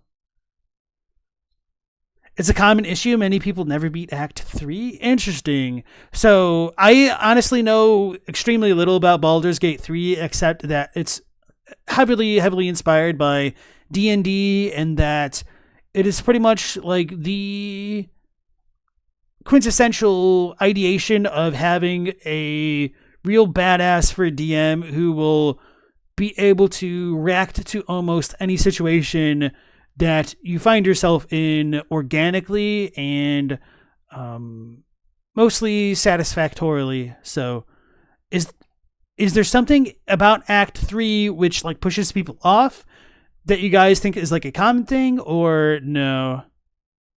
It's literally a setting in D&D. Well, I mean, it is not, as far as I understand, like Baldur's Gate isn't like a subsidiary of like Wizards of the Coast. So there might be more to the story that I don't know, but do you see what I'm trying to say? Like, it's not actually D&D, but it is. It's just really bloated. Okay. Levo made this type of video recently trying to predict the next FromSoft games. I am interested in checking out that video as well, by the way. That's a pretty effective clickbait thumbnail and title that you got going on, not gonna lie. Connoisseur says, Act 3 didn't feel organic. It felt like it was forcing your story arc back on rails after a lot of freedom. Okay, I think that's fair. I could follow that. All right. In this video, we'll learn how to get back into a game according to science. Before we can make sense of this reluctance to resume, we need to first look at what video games are to the human brain. In mainstream culture and media, video games are often portrayed as pure entertainment, likened to candy for the brain. But as most real gamers know, they are vastly more nuanced than that. Every game will fall somewhere on the spectrum of cognitive demand. A virtual slot machine, while technically considered a video game, will be far less taxing on the human brain than playing something like Civilization. And yet, if you asked a seasoned slots player to describe their strategies, they would probably have a lot to say about things like payout tables and percentages. Every kind of game is designed to challenge the player in some way, from learning basic controls to mastering optimal strategies. Even interpreting narrative elements and investing emotionally into the characters of a game can present our brains with tangible work. And in certain genres, like strategy and puzzle games, the compute demand placed on our CPU can be pretty substantial. Now, if video games were nothing but a constant chore for our brains, well, we'd all have a different hobby. But of course, they're not. What makes games work is the beautiful balance between challenge and reward. We want to be rewarded for... Now I'm just thinking about the video games that are like literally chores, like Power Washing Simulator. But originally in my mind, I was thinking of essentially like the Spreadsheet games, also known as like EVE Online or Path of Exile if you're just doing like build crafting and stuff.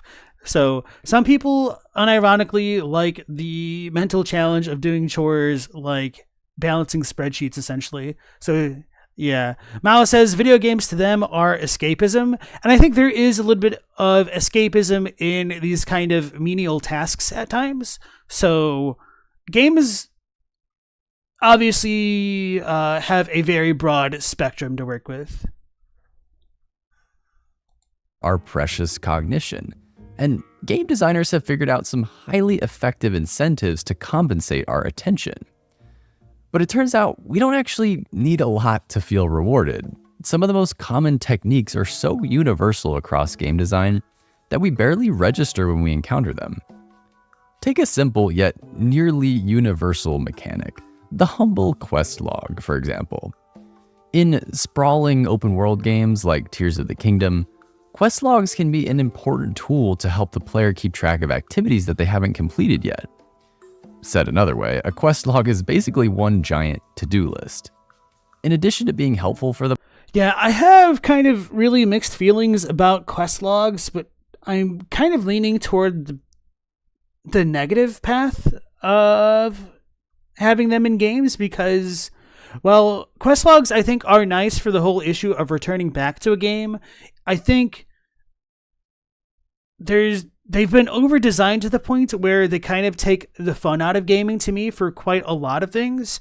So, for example, it's pretty easy, low-hanging fruit, and one that I bring up constantly because it's pretty terrible in the way that it illustrates like the quest log and things to do. But Final Fantasy VII Rebirth just goes completely overboard by showing you like where everything is, having the really obtrusive UI to show off like the world map, all the random like points of interest. And I tend to blame like a lot of this stuff on the era of gaming following the wake of Elder Scrolls Oblivion, compared to Morrowind, which didn't really have a lot of this stuff where you had to actually figure things out. And I don't know why exactly a quest log and all of this extra UI crap tends to suck out the fun for me, as opposed to just figuring stuff out on my own. Maybe because it does feel more like a to-do list and therefore it does feel more like a chore, or maybe it's easier to associate a form of a to-do list with chores, and so therefore it becomes a chore. It might be a little bit of a like self-fulfilling prophecy to a degree, but for me, like, I really enjoy not being handheld to go around and explore things and screw things up and out of sequence things, which I think was pretty apparent on my like Blasphemous 1 and 2 playthroughs.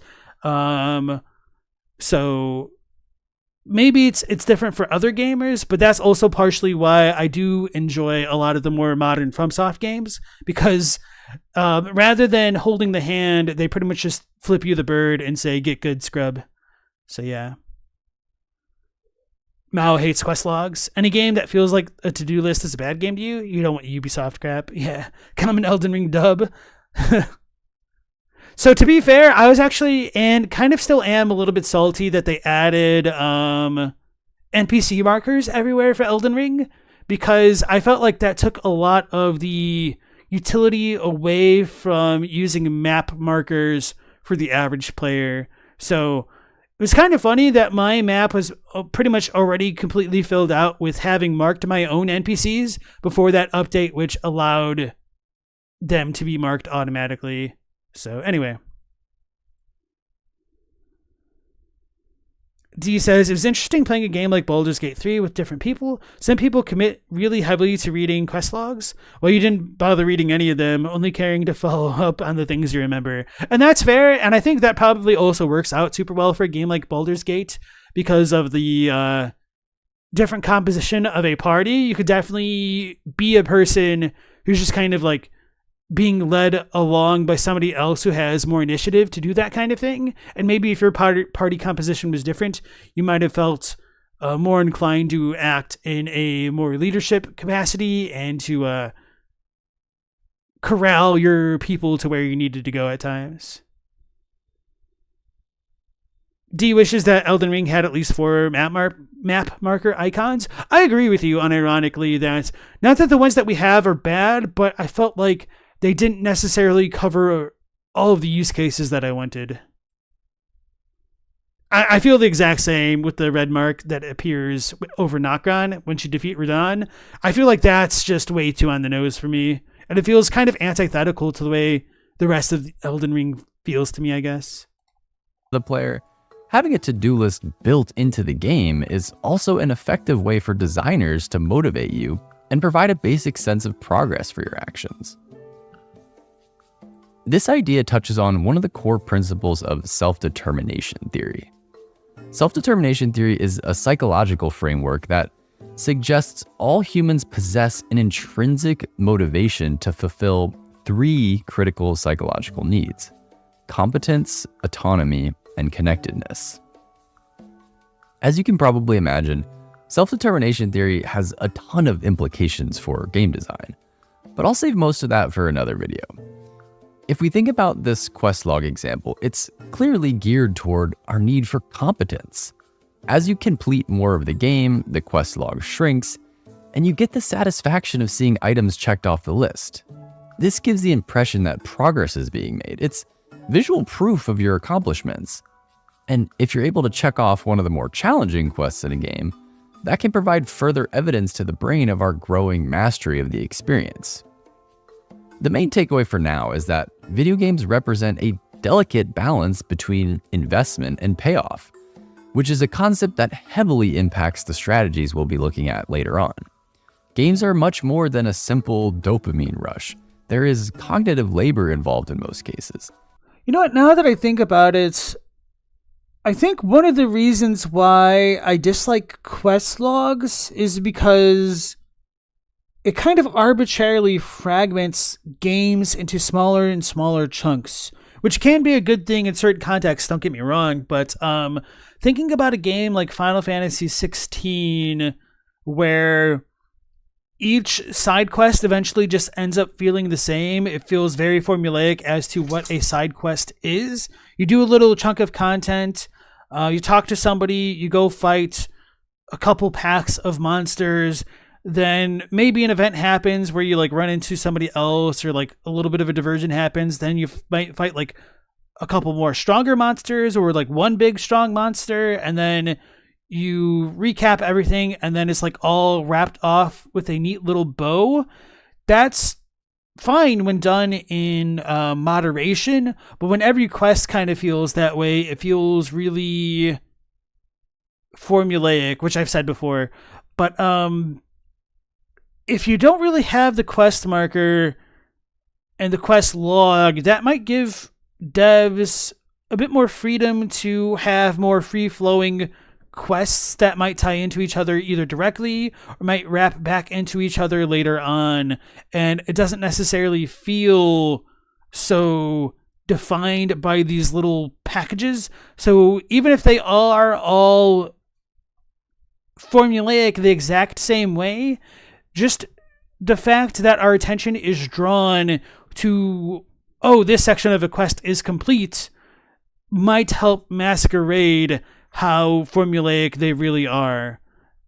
Maybe I said that a little bit backwards, but I'll repeat it so that way if I did say it wrong, it makes more sense. Drawing our attention to like the boxed form of a quest might make us realize that these are all too formulaic, whereas if they didn't have these arbitrary borders and barriers around them, you might not realize how formulaic and boxy that they all really are.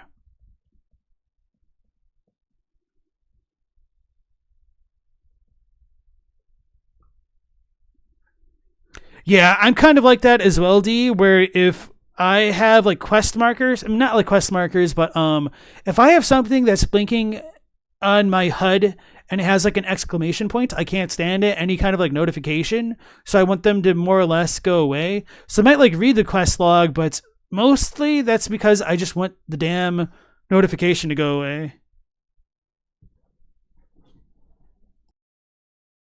And Mao says, quest logs also make it so that you're not the one deciding what you want to do in the game, and that makes it really boring having to do something you don't want to do to complete a list. And I think that's true as well, because if it's on your quest log, in a lot of games you can't just arbitrarily abandon things and never see it again, or if you do that, then a stupid other notification that you have something available will pop up. So you really, in many ways, it does kind of ignore a player's agency and their freedom to ignore that kind of thing and do something else. And now that I think about it, this can't be true, but it certainly feels like it is, which kind of sucks. If there is like a quest giver that has like a freaking exclamation point on their head, it feels like in my anecdotal experience that if you don't do their quest, there's no like real punishment for not having done so, and that it's not going to have like a super significant impact on the story, or perhaps even that NPC. Maybe they'll like disappear at the worst, but I don't know. Like the alternative is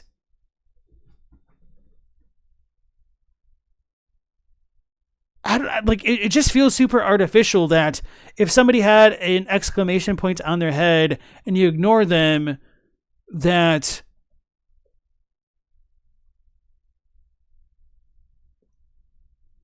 they're either always going to be there or you're going to fail a specific quest chain, rather than having a possibility of the game opening up and changing the environment more organically to have like a different quest chain appear because you didn't do the one that's like indicated by all this flashing bullcrap.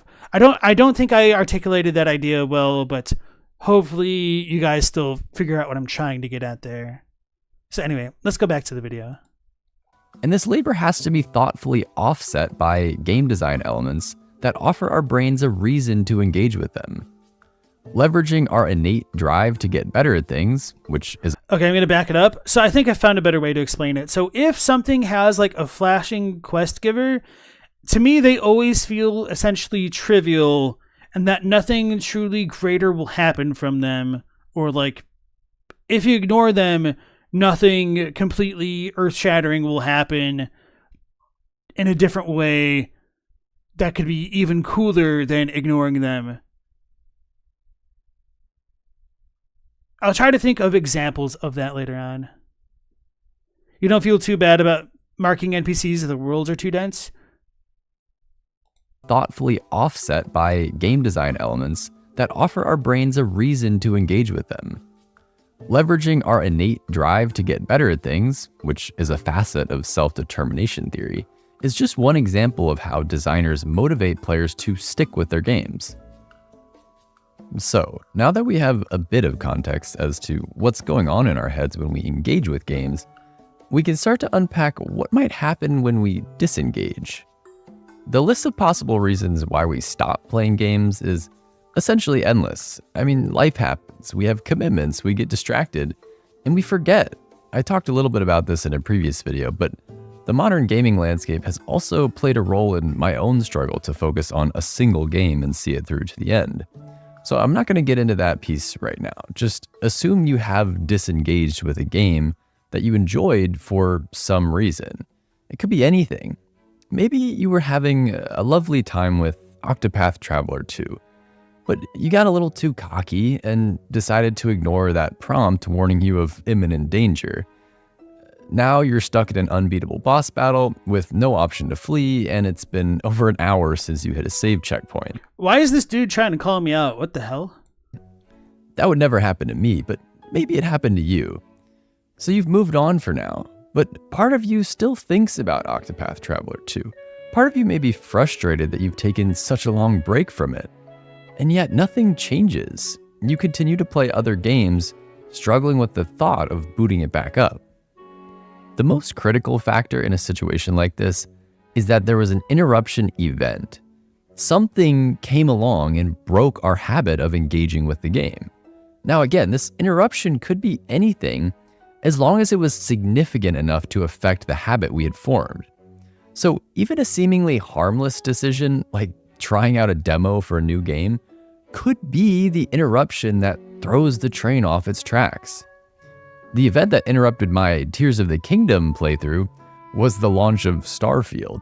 Now, has that happened to any of you guys where you were playing a game that you enjoyed and then something new came out, or maybe not like literally new, but if something else came along that distracted you, did that take you away from playing the first game and then you just like haven't gotten back around to it? Because I've kind of noticed that in myself, and because of that, I tend to try to stick to playing like one game at a time and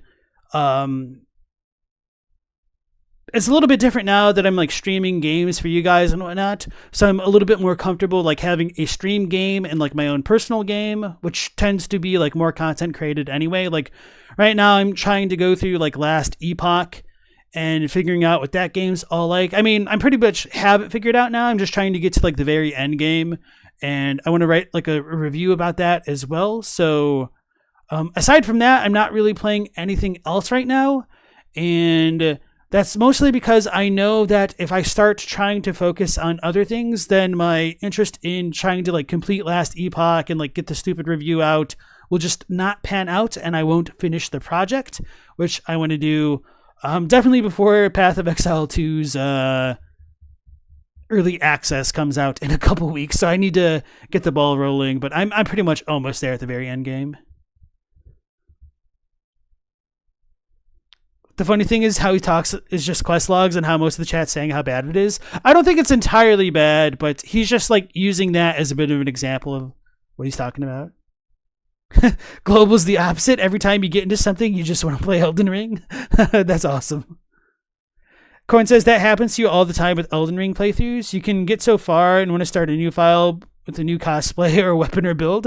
I don't think that's the worst case scenario, but if you never beat Elden Ring, I do think that can become problematic over time. Like getting a little bit of envy for the new flavor of the month, that is definitely a problem that people have. I knew exactly when this event was coming, so in a sense, I signed myself up for failure. But at the time, what I didn't know was that starting Starfield would lead me to not finishing Zelda. If I could go back, I would have made a different choice. What I discovered in my research is that so making a different choice, I definitely understand that. And for me, there's a real sense of FOMO if you don't play a game when it's new.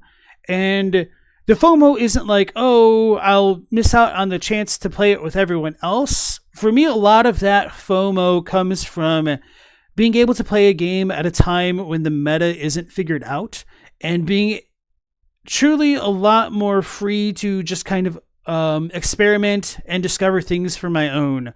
So that's kind of why I try to stay as spoiler free as possible about Elden Ring, other than like watching the trailers for the most part. And it's also why I'm really excited for the early access to Path of Exile 2. I'm a little bit salty that so many creators have been having opportunities to play it way before me, but to be fair, like they've been giving feedback to Grinding Gear Games and they're trying to improve on that. So I will begrudgingly accept it, but you know, the real travesty is my channel isn't big enough to get the traction to get that early access anyway. I'm half kidding, but mostly serious. So yeah, just being in the same boat as everybody else, the exploration, the discovery is really fun for me, and also not having like the kind of implicit sense of like backseating that comes along with like, oh, well, you didn't beat this stage of the game within like the first 3 hours that you've been playing. Like, what are you doing with your life? Oh, you didn't beat this one boss on your second or third attempt. What are you doing with your life? Use this broken build instead. Like, to me, that really takes a lot of the wind out of my sails. And since I do just value highly that aspect of like self-research, that's why I feel FOMO a lot more acutely. And then as soon as I get over a game's launch, I kind of get a lot more grounded about like how much I actually want to play a game. So I try to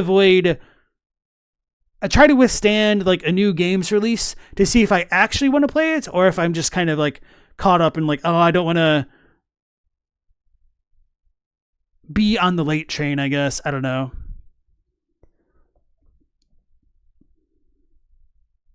D&D Hydrate, you never finished Dark Souls 3? You replayed it a ton, though? That's wild.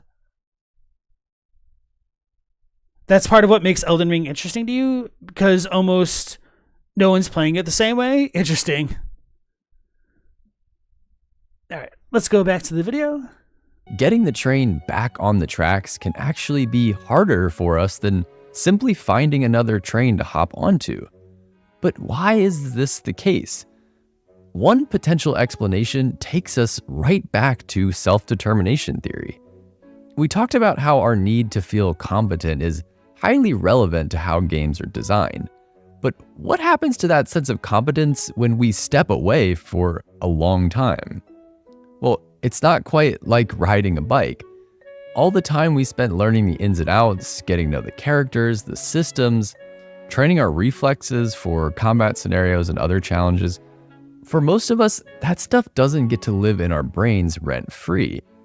When we disengage with a game, those circuits go dormant and the information begins to fade away. It starts to become more memory than active knowledge. And the longer that break is, the more we can lose. Suddenly, we're staring. Yeah, that kind of happened to me my second time playing through Sekiro. I went into it being really cocky because I was like, oh, I remember playing Sekiro. I figured out how to do combat and, I beat everything. It wasn't really that bad once you figured it out. And then my second time playing, I was like, shit. What was the trick? I'm doing something wrong because I'm not steamrolling things like I should, like I used to. What the hell did I forget? And so it actually took me a while to remember, like, the true way to kind of exploit the ebb and flow of combat in Sekiro. And now, because I had to learn it the second time, I paid actual attention to the process that I was going through, and so I'm not going to forget. So, D, you gave up on Sekiro? My condolences. So yeah, I definitely think there is that component of competency which does play a big role, and it really sucks to try to go back into a game that requires a lot of systemic knowledge that is easy to forget over a long period of time. Corn tried playing Dark Souls 3, but you ended up stopping because you kept thinking, why are you playing this and not Elden Ring? To be fair, one of the appeals of a game like Dark Souls 3, and especially Dark Souls 1 over Elden Ring, is that you have a more linear level design, and because of that, the level design is typically a little bit more compact and impactful than in many locations than Elden Ring, with the exception of some of the legacy dungeons. But honestly, with the exception of Stormvale and maybe Rey Lucaria,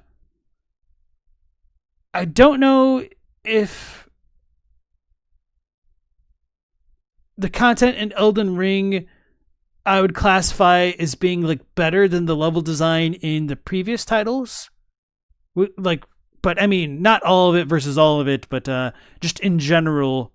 But yeah, it's like if you play a game like Dark Souls 1 or Dark Souls 3 instead of Elden Ring, it's probably because you're trying to minimize the dead time traveling between areas that you haven't explored yet.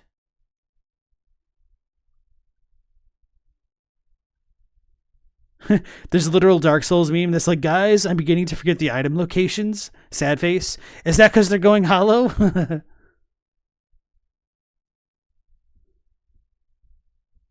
No, I wasn't trying to tell you you need to do this to enjoy the other game, but I'm just trying to explain it. Not necessarily for you, but also anybody else who's just kind of in the room. You wonder how many DS3s we could fit into Elden Ring? I don't know. I feel like this is a little bit apples to oranges just because of how the level design differs, but probably at 5 at the minimum is what I would assume, including the DLCs probably. I don't know. Had an uphill battle. When we think about the idea of booting that game up again, our brains seem to push back a little.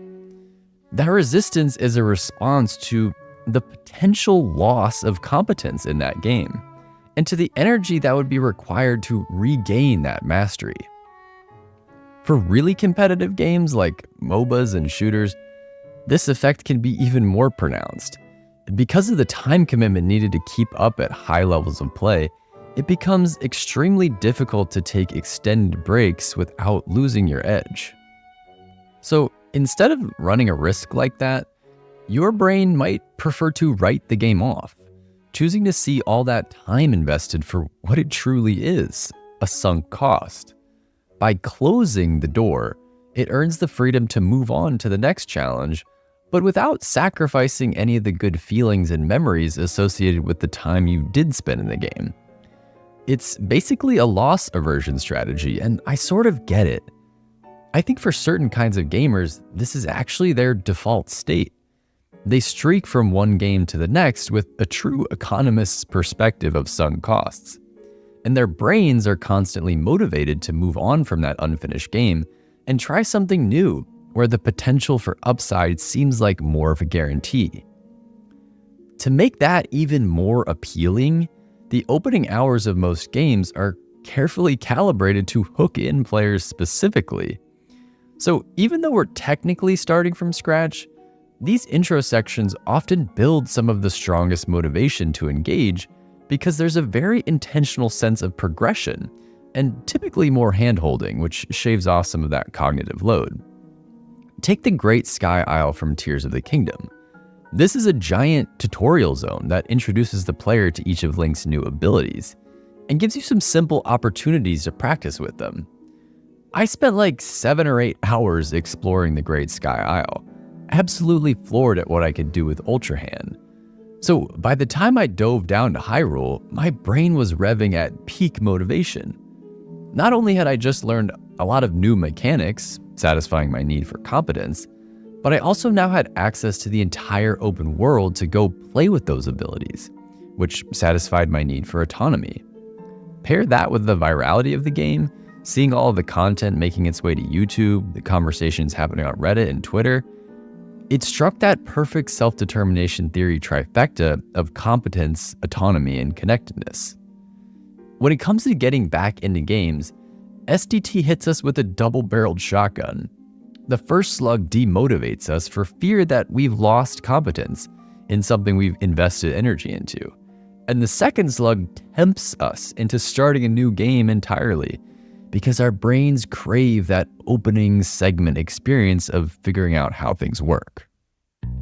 So what can we do about all this? So not only, I mean, he kind of touched on it a little bit indirectly here. And the sunk cost fallacy is kind of, it wasn't necessarily like a fallacy. It was something that I was thinking about like towards the opening minutes of the video about like how one of the reasons why I don't necessarily go back into a game that I put down, even though I do want to finish it, is because of how much more time I would need to go put back into the game to get to where I was if I start like a new game, but also losing that competency of where I was and feeling uncomfortable of starting back where I left things off. So, the other point that goes into that, which is why I was stopping here to address this in the first place, is that time investment between picking up a new game, or not picking up a new game, but like from starting over a scratch would be a little bit burdensome in some ways if you are feeling like overwhelmingly held by your hands and whatnot, and then trying to stomach things to get to the quote unquote like good part of the game. So for me, like we were talking about this the other night, or maybe it was last night, Suikoden 3 I think is a good game, but it's kind of a game that I never want to play again in many ways because of how tedious the opening section of the game was, by having 3 main characters have their own kind of like stories that you have to go through to intersect to get to the real chapter 1 essentially. And so to me that kind of like drags it down a lot. So if I stopped that game at like the final boss, I'd be like, man, I don't want to have to go through all of this stuff just to like kind of get back to where I was. And so he did touch on it, but I think he could have emphasized it a little bit more strongly there. Anyway, what can we do about this? While it's certainly interesting to explore the theoretical explanations for this behavior, that wasn't my main objective for this video. I wanted to learn how to prevent myself from getting into these situations with games, and I wanted to finish Tears of the Kingdom. The big question then is, how do we counteract these behavioral patterns that seem to be so deeply wired into our monkey brains? Well, I have good news and bad news. The good news is that I found a handful of different techniques that can help us overwrite our native programming, and I'm going to describe 2 of those techniques in just a second.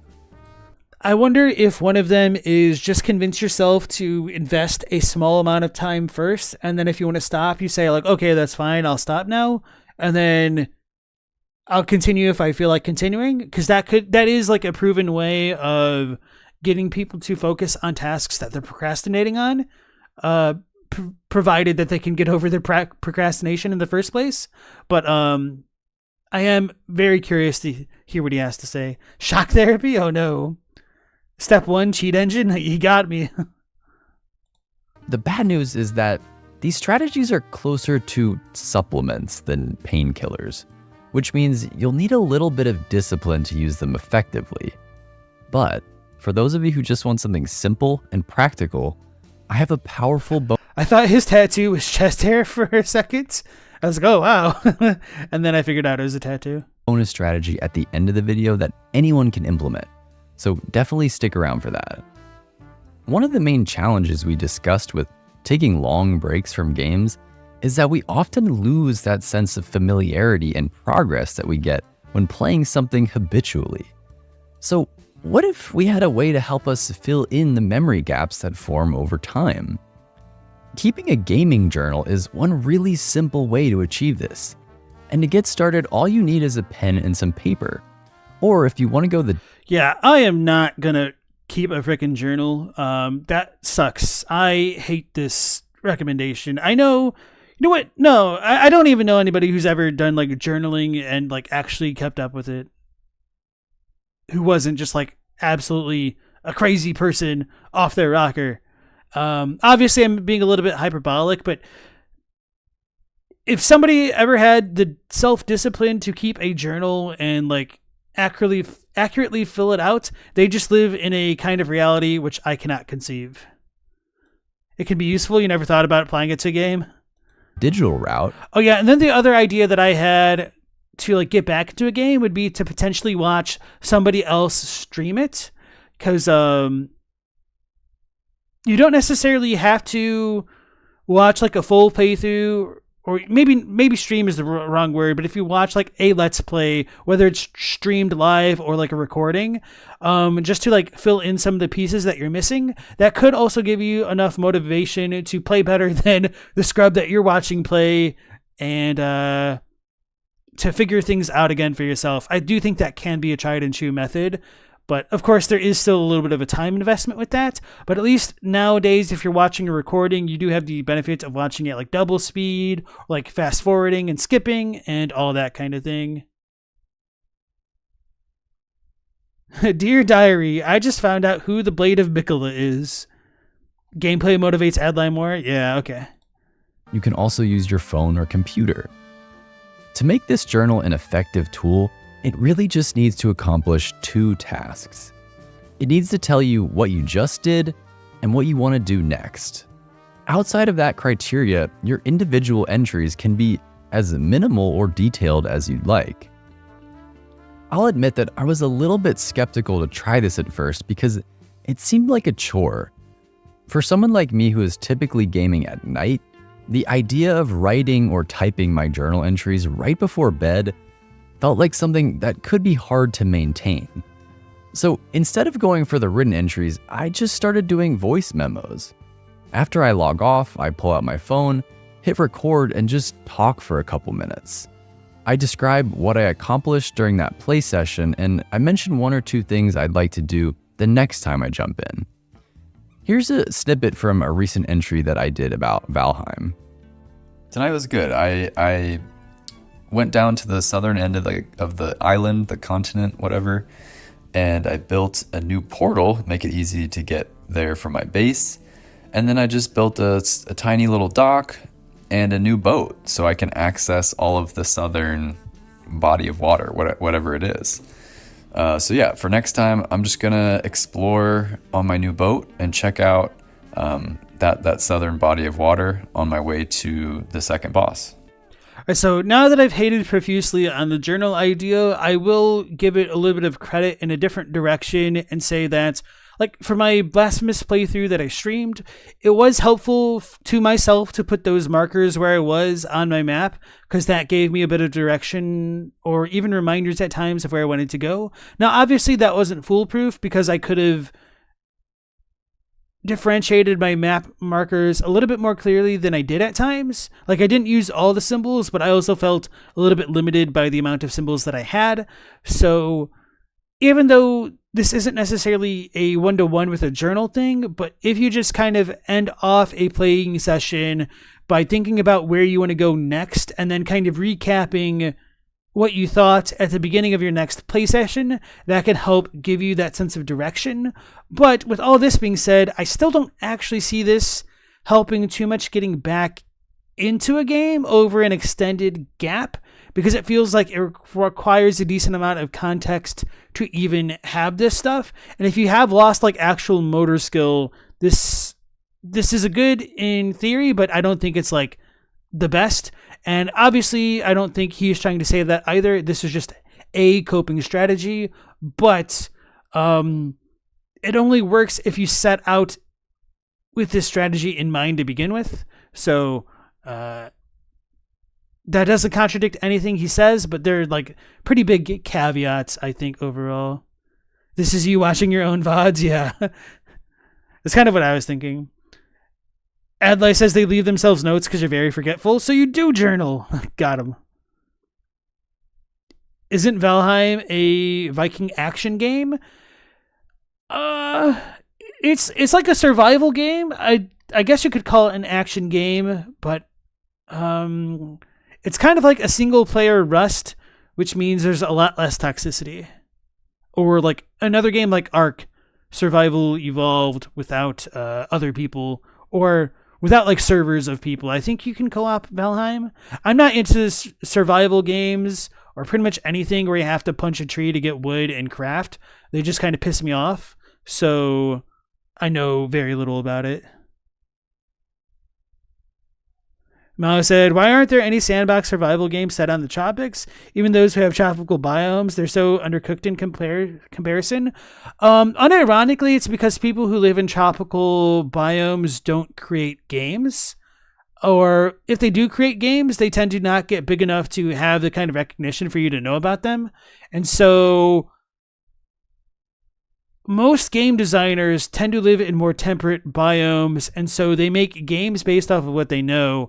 And because of that factor, that's why a lot of these more quote-unquote exotic biomes are potentially underrepresented in games. And also, there's a lot less tension being in a tropical environment and needing to survive than in a temperate one.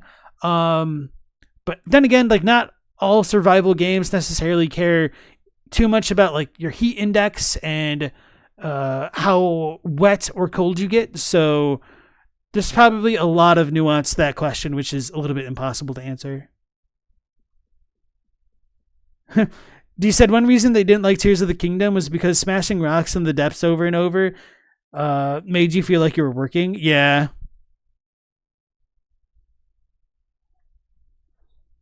All right, let's go back in. So yeah, that's all it is. Just a bit of reflection and then some potential goals for the next time.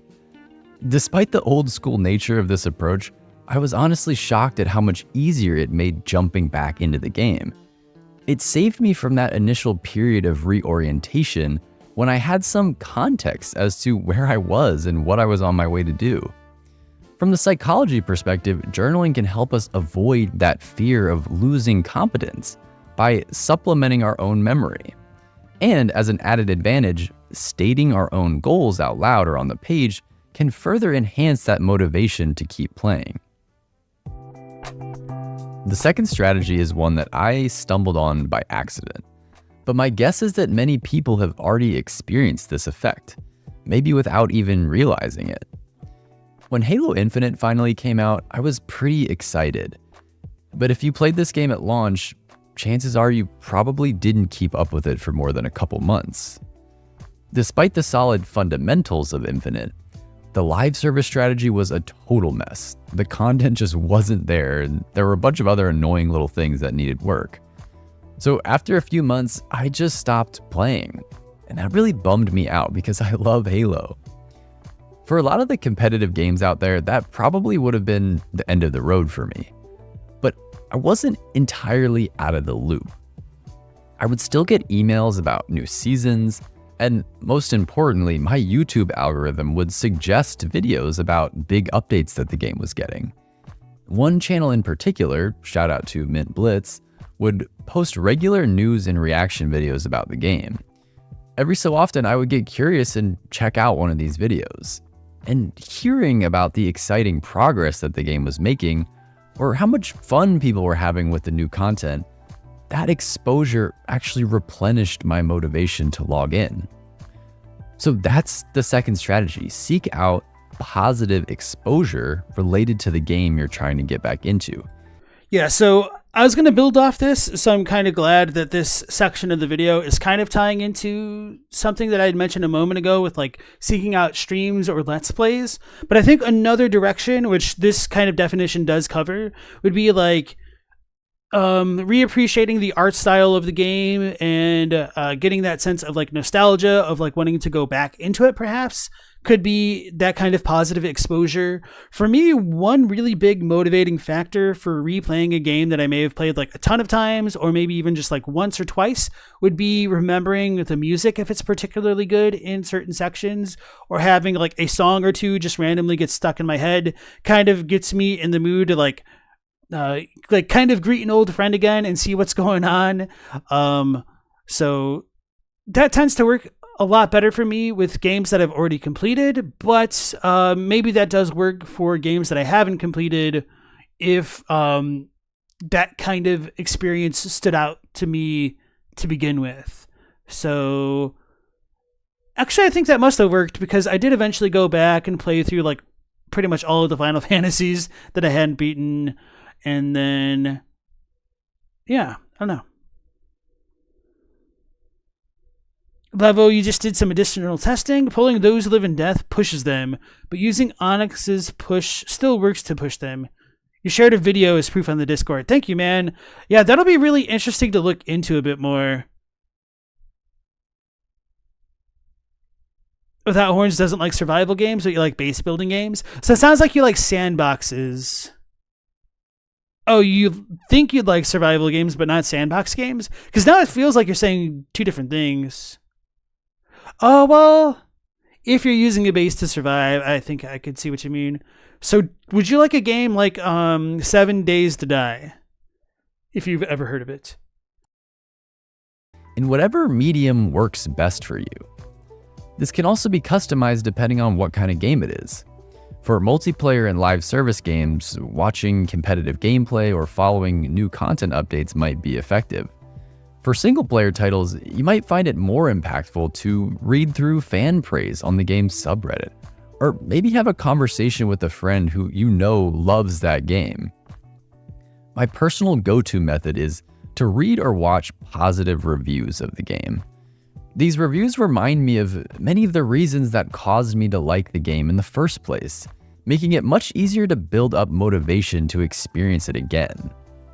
The additional benefit of positive exposure seeking is it can trigger that third component of self-determination theory, our need to feel related or connected to others. Seeing other people, especially those we trust, talk positively about a game is a powerful motivator because we want to be able to connect on that experience together. All right, bonus strategy time. This one is the most crude, but also by far the easiest to implement. It's called the 2-minute rule, and it's something that James Clear outlined in his book. Oh, this might be what I was talking about. Yeah, okay. Atomic Habits. The 2-minute rule is deceptively simple. If you're struggling to start a task, commit to doing it for just 2 minutes. This rule works wonders on the positive habits that we'd like to build in our lives, but it could just as easily be applied to video games. Sometimes the hardest part about getting back into a game isn't actually the time you'll spend relearning mechanics or sorting out the story. It's just taking the first step to start the game up again. That small amount of friction can be enough to repel us. So here's how you use the 2-minute rule to break through this barrier. Tell yourself you'll play the game for just 2 minutes. That's it. Boot up the game and commit to a couple minutes of gameplay. You can do whatever you want in those 2 minutes. It doesn't matter, as long as you make it past the title screen. After 2 minutes, the choice is yours. If it was really unpleasant to experience, then by all means, move on. But chances are, you'll keep playing for a while. That's the beauty of this strategy. By reducing your commitment to something so minimal, you effectively lower that mental barrier to entry. Once you've started, the inertia that was keeping you from the game has already lost most of its power. Before you realize, those 2 minutes will turn into an hour, and just like that, you're fully re-engaged and the train is back on the tracks. Oh no, Global says this video brought to you by Blizzard. Is this a meta comment about the tedious nature of daily quests? This 2-minute rule is what finally got me back into Zelda. So if you only try one strategy from this video, I hope that you'll give this one a try. In fact, let me know in the comments what game you would use the 2-minute rule on. I'd be curious to see if there are any common trends.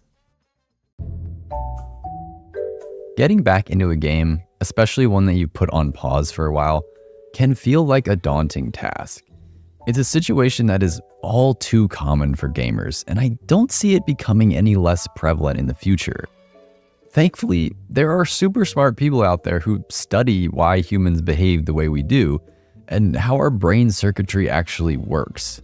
And by exploring some of these behavioral principles, like self-determination theory, we can work around them to overcome this reluctance to resume. So the next time you find yourself staring down that game you've been avoiding, try to remember these strategies, whether it's journaling to keep your progress and goals on track, seeking out positive exposure to boost your excitement for a game, or just committing to a quick 2 minutes of gameplay. There's always a way to get the train back on the tracks. The last point I'll make is that while each of these strategies can be effective on their own, combining them together will yield the strongest results. Starting with the 2-minute rule will get you over that initial obstacle, but if you also build in a journaling habit and regular positive exposure, that will be a hard game to put down. This combo approach is the one I've ultimately adopted, and I couldn't be happier. At this point, I can confirm that these aren't just theories, they're practical steps that have fundamentally transformed my gaming habits, and I believe they can do the same for you. Thanks for watching. If you found this video helpful or insightful, leaving a like or comment will really help my small channel grow. And if you're interested to see more videos like this in the future, consider subscribing to the channel. I would love to have you on board. Take care, y'all. So that was a pretty good video. I think things, like, it could have been improved if things were stated a little bit more directly at times, but nonetheless, I still do think that that information was there. So I'm going to go ahead and share it with you guys in the chat. So I'm also going to leave it a like. Okay, I already did that. I just spaced out while I did it. And then we will go into the next video of the night with What Dark Souls Stole from the Bible by Infomercial. And then we probably might not get to Adam Millard's video about video games have terrible world building at the rate we're going. So we'll see how this goes. So, sometime later, God tested Abraham.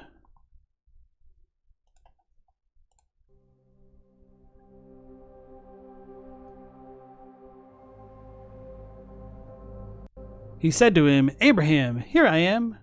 Here I am, he replied. Oops. Then God said, take your son, your only son, whom you love, Isaac, and go to the region of Moriah. Sacrifice him there as a burnt offering on a mountain I will show you. There's a certain feeling I associate with Dark Souls. Even now, almost 15 years after its original release in 2011, the game excels at mood and atmosphere on a level unlike anything else released at its time, or really anything released since. I kind of implicitly agree with this statement, and I think the world building in Dark Souls it might be second to none. It might have the best world building in any game I've played. And at least in terms of creating an atmosphere and a certain sense of ambiance. Although I'm sure there probably are contenders with that, but at the very least, nothing else that I've played vibes quite the same way as Dark Souls does, which is quite an impressive feat. And I feel like Elden Ring feels very milquetoast in comparison to the kind of atmospheric pressure that I feel from Dark Souls, which isn't to say that Elden Ring sucks or anything like that, but I'm just trying to highlight exactly how special Dark Souls 1 feels to me. And I say this as a person who isn't like the biggest fan of the systems of Dark Souls 1, because it's quite not archaic, draconian, that's the word, because it's a little bit too draconian for its own good, which makes it a little bit harder for me to recommend to newer players. But for those players who will get that experience of like what the atmospheric pressure of Dark Souls 1 feels like and can enjoy it, it is certainly one of the best treats in gaming once you actually get into it. Even its sequels, great games in their own right, failed to replicate the specific vibes of Dark Souls 1. Even now, as I'm sitting down and writing this, I'm having a hard time putting it into words. It isn't just the world design, or the sullen NPCs, or the obtuse quest system, or the music or the sound design. Simply adding up all of its constituent parts does not give a full accounting for the mood and atmosphere of Dark Souls 1. The key ingredient. And I have that same struggle as well. It feels really bad to say it this way, but I kind of just reduce it down into saying that it has a certain amount of charm to it that just kind of needs to be experienced, which might not be true, but at the very least, I haven't found that magic formula of words, I think, which can properly articulate how I feel about the world of DS1. Ingredient is actually not the presence of something, a conscious design choice or intentional system, but the distinct sense that Dark Souls 1 is missing something. And I think that, man, I'm stopping all the time. I think that's pretty fair as well. So there's a common phrase, I don't remember exactly how it goes, but essentially like the majority of music is essentially comprised of stops or like silences, essentially, which sounds completely backwards and antithetical to what we actually think music is. But in a certain sense, it's true, because the thing which gives notes their presence is the space between when they're played. Because if you played every single note in a song at once, you wouldn't really have a song, you just have noise. So it's really that kind of a distance which allows each note to shine, that creates a whole that's much, much, much greater than the sum of its parts, which I do think plays a really big part into Dark Souls 1, especially because it's going into that, I can't even call it like a post-apocalyptic setting, because there's not really like a traditional sense of an apocalypse, but there's just something there. It's almost like a post-humanity setting, a post-man setting, I guess. Mao says, the world in DS1 has a vibe that you can feel how much time has passed between the lore and the events. You can tell the fall happened less than 1,000 years ago. Meanwhile, in Elden Ring, you can't agree what happens before what. Yeah. And that's how I feel as well. Like, there's a certain sense of age to the places that you visit that feels like there's an even greater sense of age beyond them.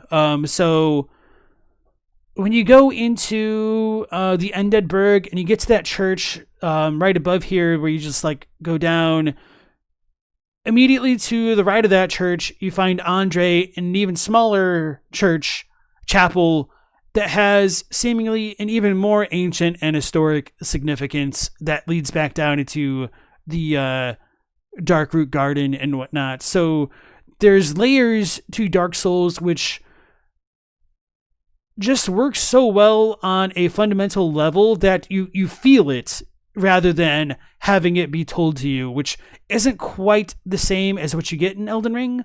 But with that being said, Elden Ring does do a good job of that at times, but I feel like things are a little bit too spread apart to be impactful. So when you go into a place like the Ul ruins, you get the vibe that these things should be older than the Nox ruins because of like the type of architecture that's used there. You get the vibe that Leyndell is a more recent phenomenon than the Ul ruins, and that like Farum Azula has a weird kind of timeless quality that seems simultaneously more ancient than like the Nox, but also a little bit more modern because like the Beastmen had knowledge beyond human ken, perhaps. So that kind of muddies the waters a bit, which Dark Souls is a little bit more, I don't want to say linear, but more straightforward in its presentation of those kind of features, I suspect. Dark Souls world feels quite abandoned, while other games feel like there's some hierarchy that's still actively involved. Not a bad thing by any means, and that doesn't make them feel less unique. Yeah, so I think I pretty much said about as much as I can. So let's go back in. There are gaps that you can sense, even on a first playthrough, specifically when it comes to the way in which the game delivers its story. There is a palpable sense that you are not being told everything, that information is being intentionally withheld from you, the player. The Souls series... I get what he's saying. I would phrase it a little bit differently, or... No, maybe that's just kind of misconstruing his words if I try to phrase it this way. So I'll complete my initial thoughts, and then I'll walk it back, and then I'll like go back into the greater thought beyond it, maybe. So to say that things are intentionally held from the player, at first I kind of disagreed with, because I don't think it's like literally intentionally held away from the player as much as it is like the game world doesn't tell you things because it treats you as like an active agent within that world. And it's not as though when you walk outside your front door, your quest log pops up and you're told to go to work or school or perform whatever errands you need to do for the day to get like 200 experience if you spend, your 200 gold buying groceries at the store or something like that. So instead, if you go outside and you don't know what to do, people are going to be like, oh, look at this idiot. He doesn't know what the hell he's doing with his day. If you run into a crestfallen warrior for whatever reason. So Dark Souls 1, you kind of have to make something of yourself, and you need to, in order to get the most out of the world, you have to put a bit of yourself into it, which I think feels a lot more organic to players and organic to everyday life. And so in a sense, it's not necessarily like intentionally withheld from you as much as it is like you need to go out and discover things. And that's a little bit of a difference. So the reason why I would walk that kind of statement back is because like, in a sense, he is right. Like that information is withheld from like on like a dev level, but not necessarily like withheld in the sense that they're taking it away as much as it is like they're holding their cards close to their chest, if that makes sense. Nah, my quest log does not pop up because I don't like those notifications, remember? So I went to my user settings and turned that off.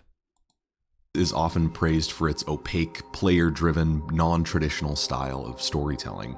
Item descriptions and environments play a much larger role in delivering a narrative than, say, cutscenes or dialogue. The point is to get you, the player, to explore actively and piece together the puzzle on your own. Yeah, so we're saying the same thing.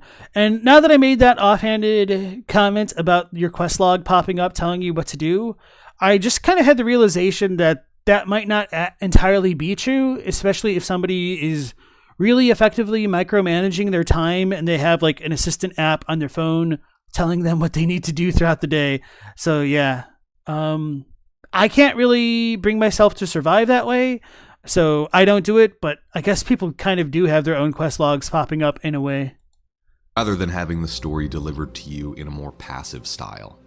In an age where more and more AAA games are lifting their storytelling cues from prestige TV and movies, it's refreshing to see a developer make story of a game because the oldest games, the actual tradition of video gaming was so bare bones that they couldn't really add a lot of stuff. So it's in many cases left up to player imagination and player interpretation. So maybe he'll make the same point, maybe he won't, but it's kind of one of the funniest things to me about like the legacy of Dark Souls, because it in many ways, I guess I should say it represents like the renaissance of gaming in a bit of a literal term, because to me, Dark Souls was always a welcome return to the roots of gaming, and which is why I've always compared Dark Souls 1 to a game like a modern 3D version of Mega Man, where you had to rely on pattern recognition and experience with level design, generally speaking, for success. Although I do think DS1 evolved on that a little bit more by allowing observant and patient gamers the chance to like one-shot things if they kind of got what the devs are trying to do, minus the damn dragon which will breathe fire on you. Plenty of 80s and 90s Western RPGs told stories this way, as well as tabletop games of that era. But what if I told you that the roots of From Software's signature style can be found even further back than that? In fact, they are lifting a storytelling technique so ancient it can be found all the way back at the roots of Western literature itself, the Old Testament. Part 1. I got an English degree, and now it's your problem. Very well. I accept your gambit, sir. This is a big claim, so let me back it up by laying some groundwork first. The technique we're talking about here is called suspense. It's a common term, although when it comes to literary analysis, it means something different than what people typically mean when they use it in a casual conversation.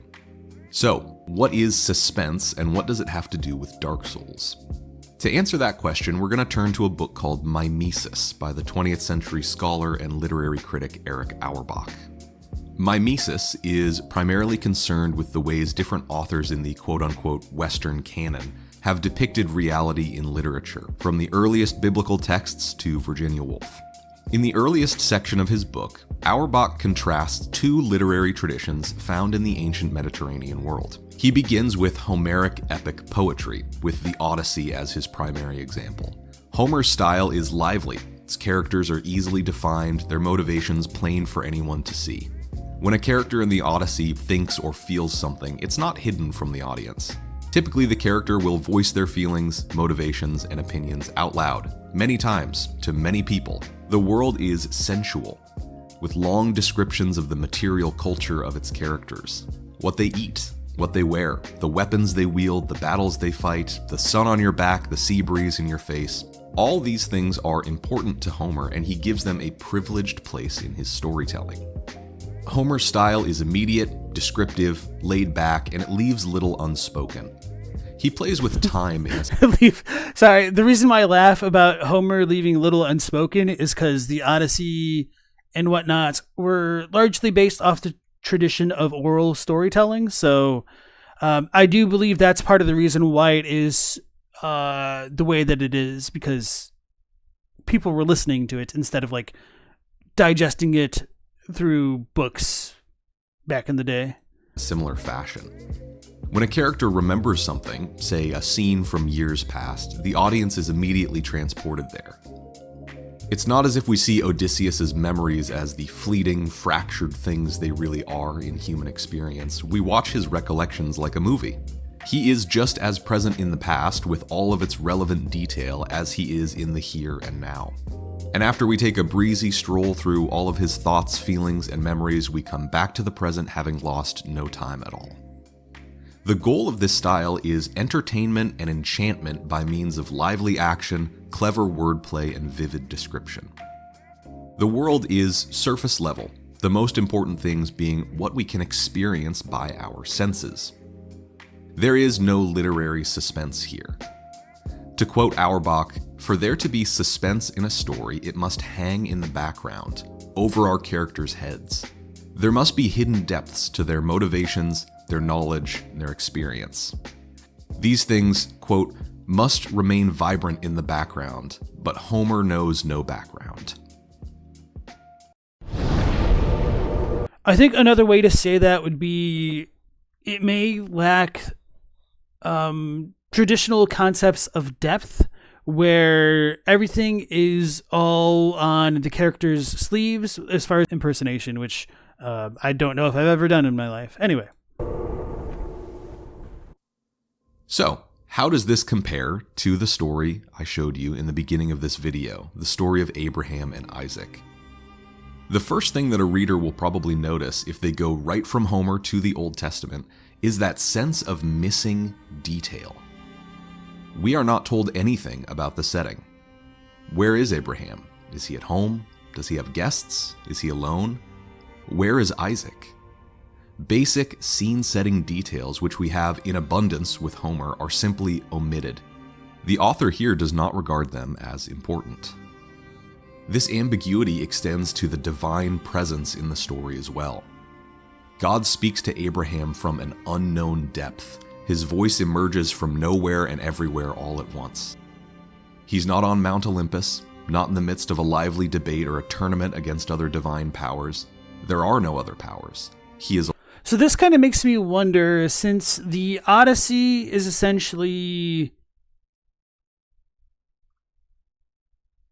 supposed to kind of be regarded as a fantastical mythology implicitly even during the times of the Greeks, then is part of the reason why so much context missing in the Torah, because when the stories were first told, all of those contextual bits of information were kind of taken for granted due to the regional nature of where they were told. So like if they're being told that Abraham went up the mountain, they just like looked over because they knew that was the freaking mountain.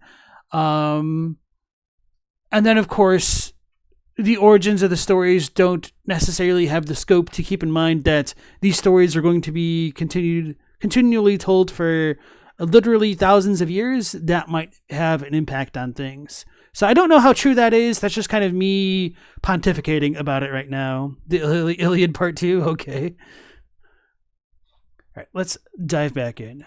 Alone and all-encompassing. The atmosphere is heavy and dreadful.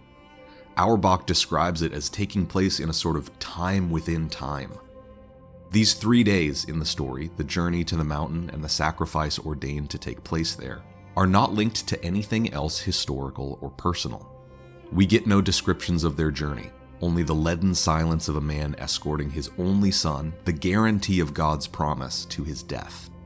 We don't know what the knife Abraham carried with him looked like. We aren't told about the servants that attended them. We see no glimpse into Abraham's mind, or Isaac's for that matter. What they thought and felt is, again, not considered important by the author. The story is filled with an almost unbearable tension, and I think that's the point. This story is not being told for the same reasons as Homer's epic poetry. This story is not meant to entertain or enchant. It's not supposed to take us out of the grind of daily life and transport us somewhere else, if only for a little while. Auerbach says the tension and suspense in the Old Testament narratives are meant to rob the reader of their emotional freedom and fix their attention on a single point. He says too that, ironically, this lack of explicit characterization and detail makes the characters in these biblical narratives more psychologically rich and human than anything you find in the entertaining but ultimately two-dimensional characters of Homer. Abraham's obedience suggests an ocean of motivation, history, and conflict inside of him. Yeah, that makes a lot of sense because the characters in the Iliad and the Odyssey stating all of their emotions all the time tells you exactly what they're thinking, so there's no real room for interpretation or even putting yourself in their shoes in many cases. So when you're just told the barest amount of details in a story like The Binding of Isaac, not the game, it does leave a lot of room open for interpretation where you're like, oh man, what if God were to give me this kind of trial or tribulation to face for my own? What would I feel if I were in Abraham's shoes or his bare feet, considering the timeline? What would be going through my mind on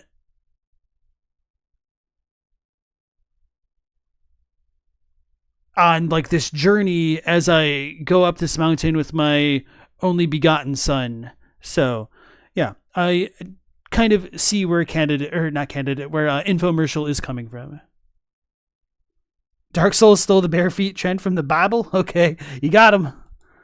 It forces the reader to think on what sort of man would obey God's commands, even to the point of sacrificing his own child. We bring our own history, biases, and backgrounds to a text like this, and end up participating in it by filling in the spaces left intentionally blank.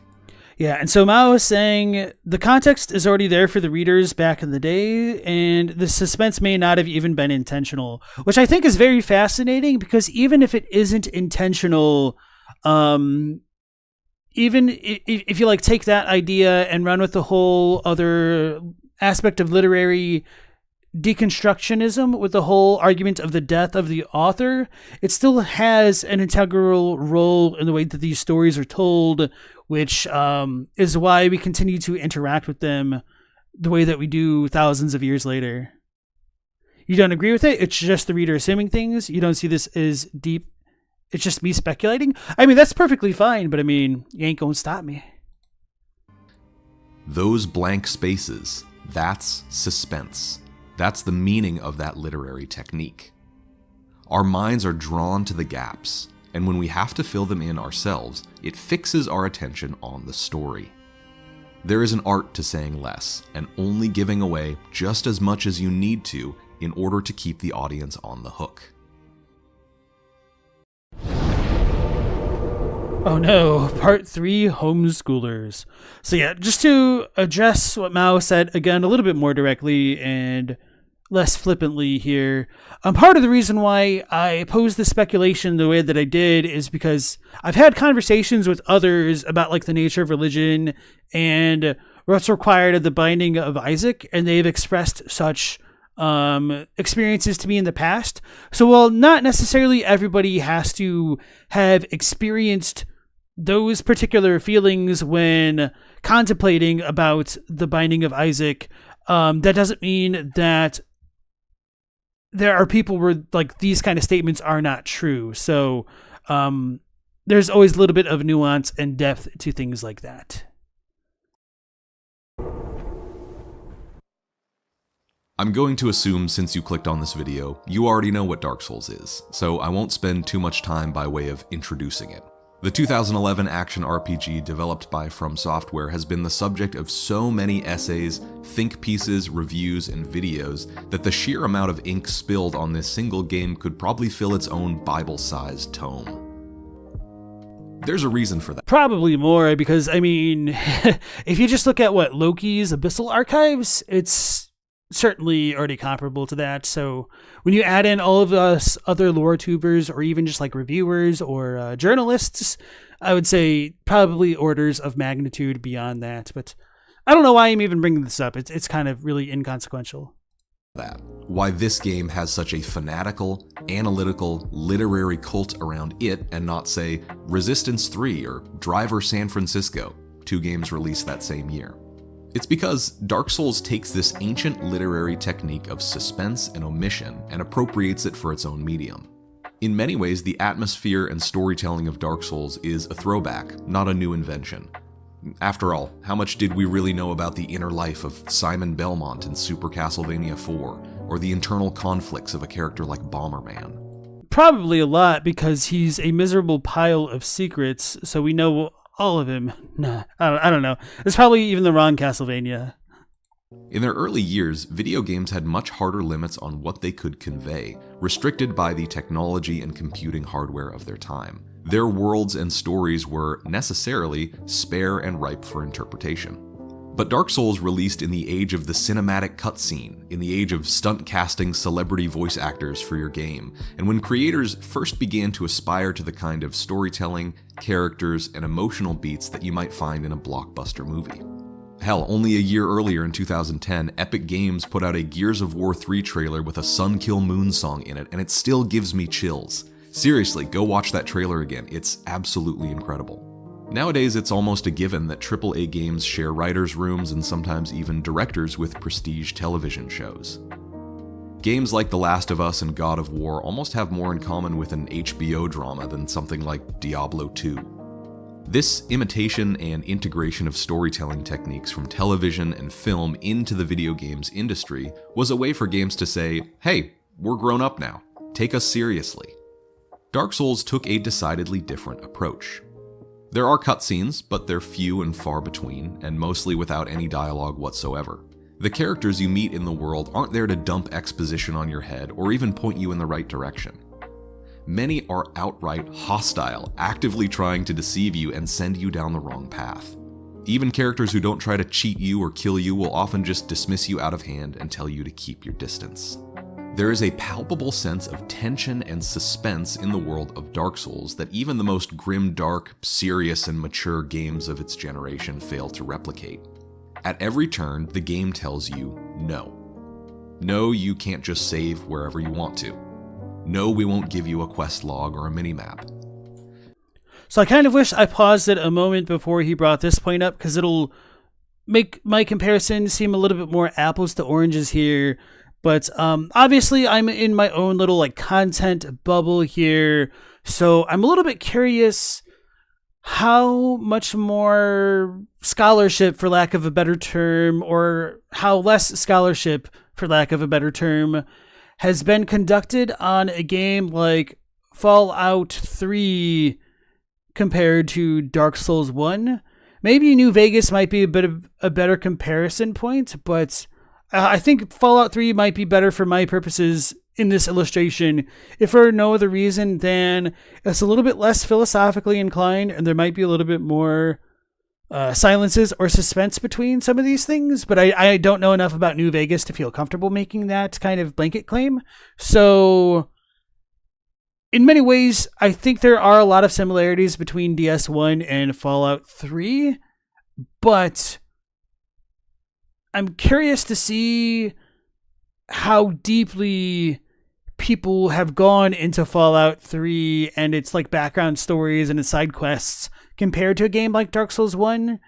And even if I did get an answer for that, then I wonder if we could refine it further to ask, how deeply have they gone into Fallout 3 versus Dark Souls in proportion to the amount of text between the two games? And if so, is there more content created per word in Dark Souls than in Fallout 3? Because I think that would probably be probable, perhaps, but maybe not so for New Vegas, but I don't know.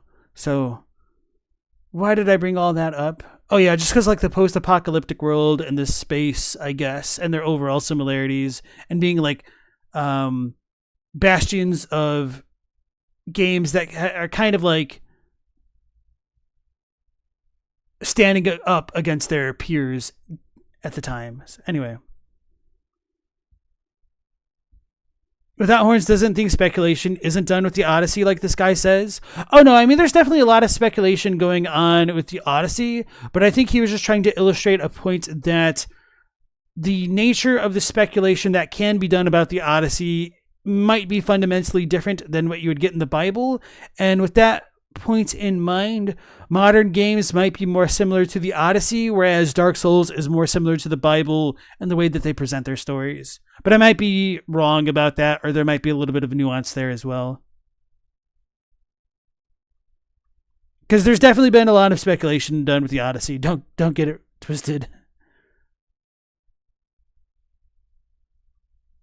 And then Corin might be able to elucidate further. I don't know how well you've been paying attention the last 10 minutes or so of the stream. Maybe you were in a lemon donut-induced coma. So what I'm saying is we should start the Church of the Dark Soul. Who's to say that it hasn't already been started? Let the feast begin. Are you just jumping back in? Okay.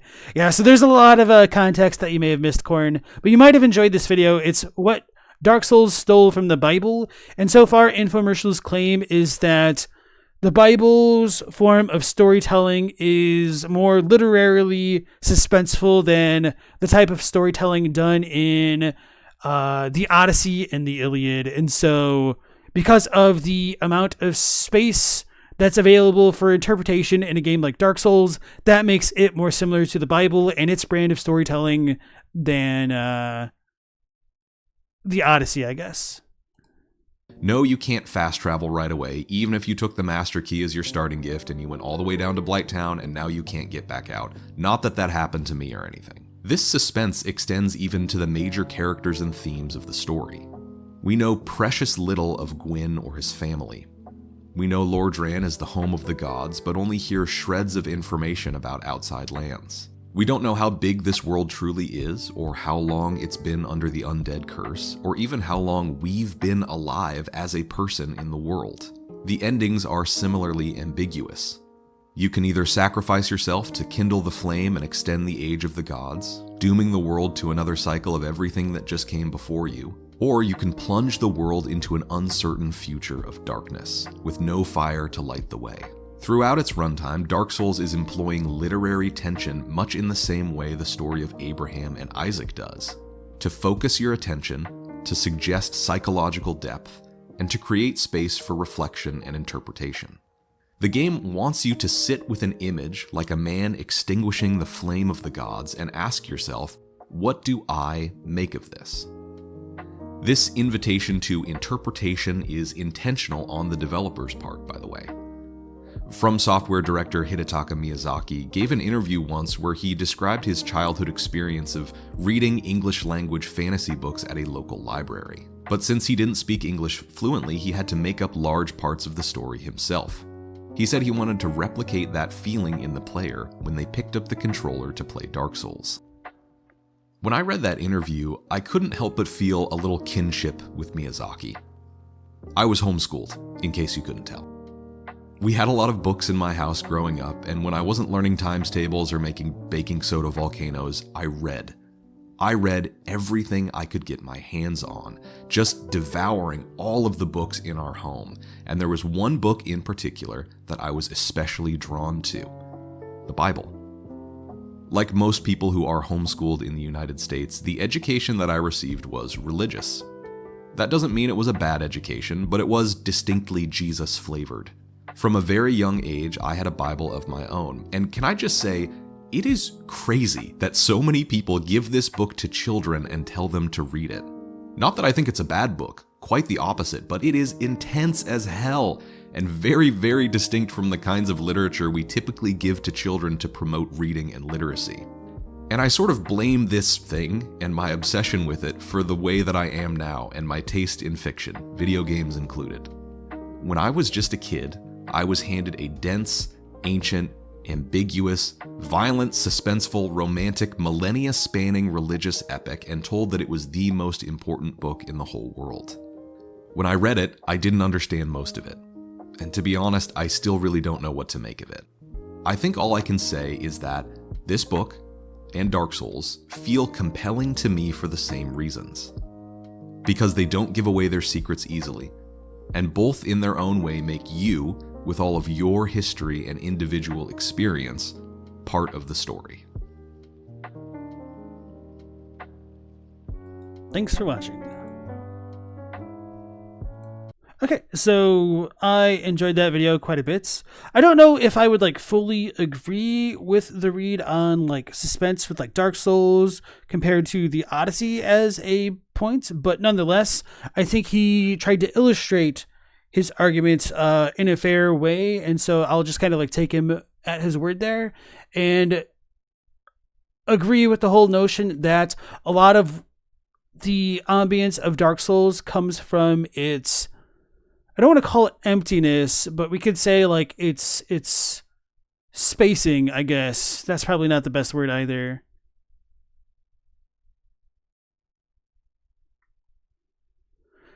Yeah, it's really hard to articulate because it's not necessarily something like a rhythm. It's not like an emptiness in the space kind of way.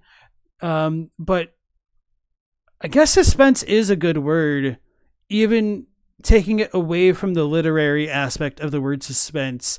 Because as you move from each area and each encounter, really, you have a rising and falling level of suspense.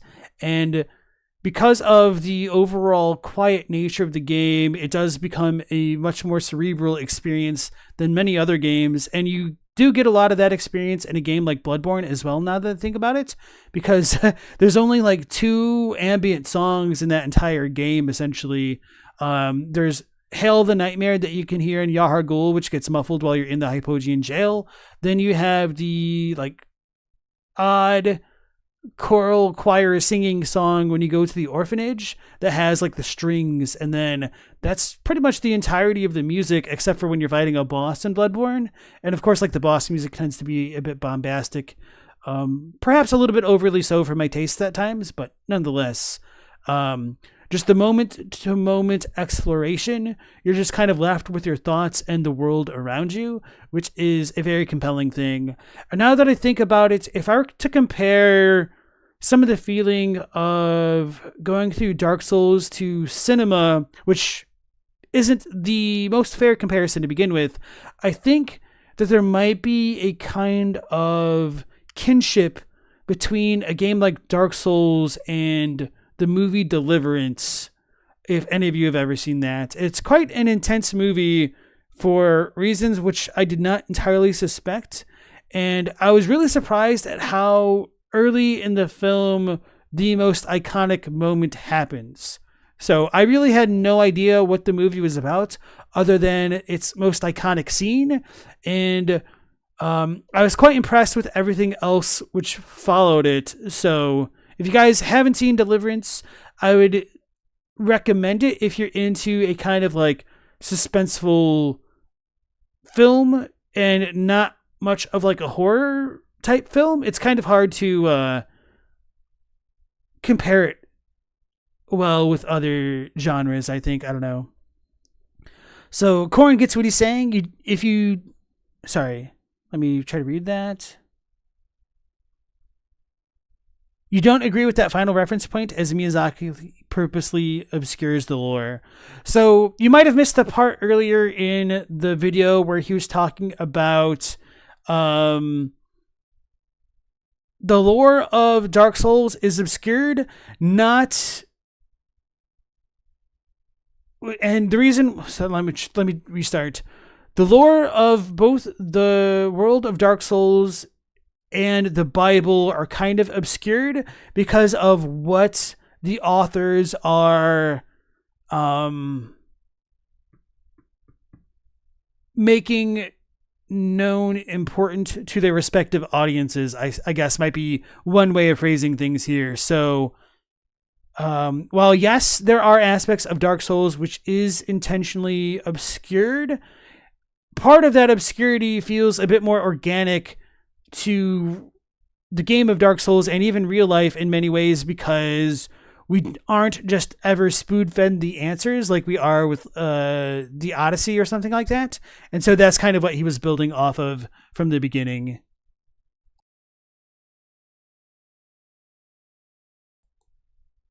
You watch the video in full sometime because you'd love to hear their full thesis and arguments. It's a good video. I do recommend this one as well.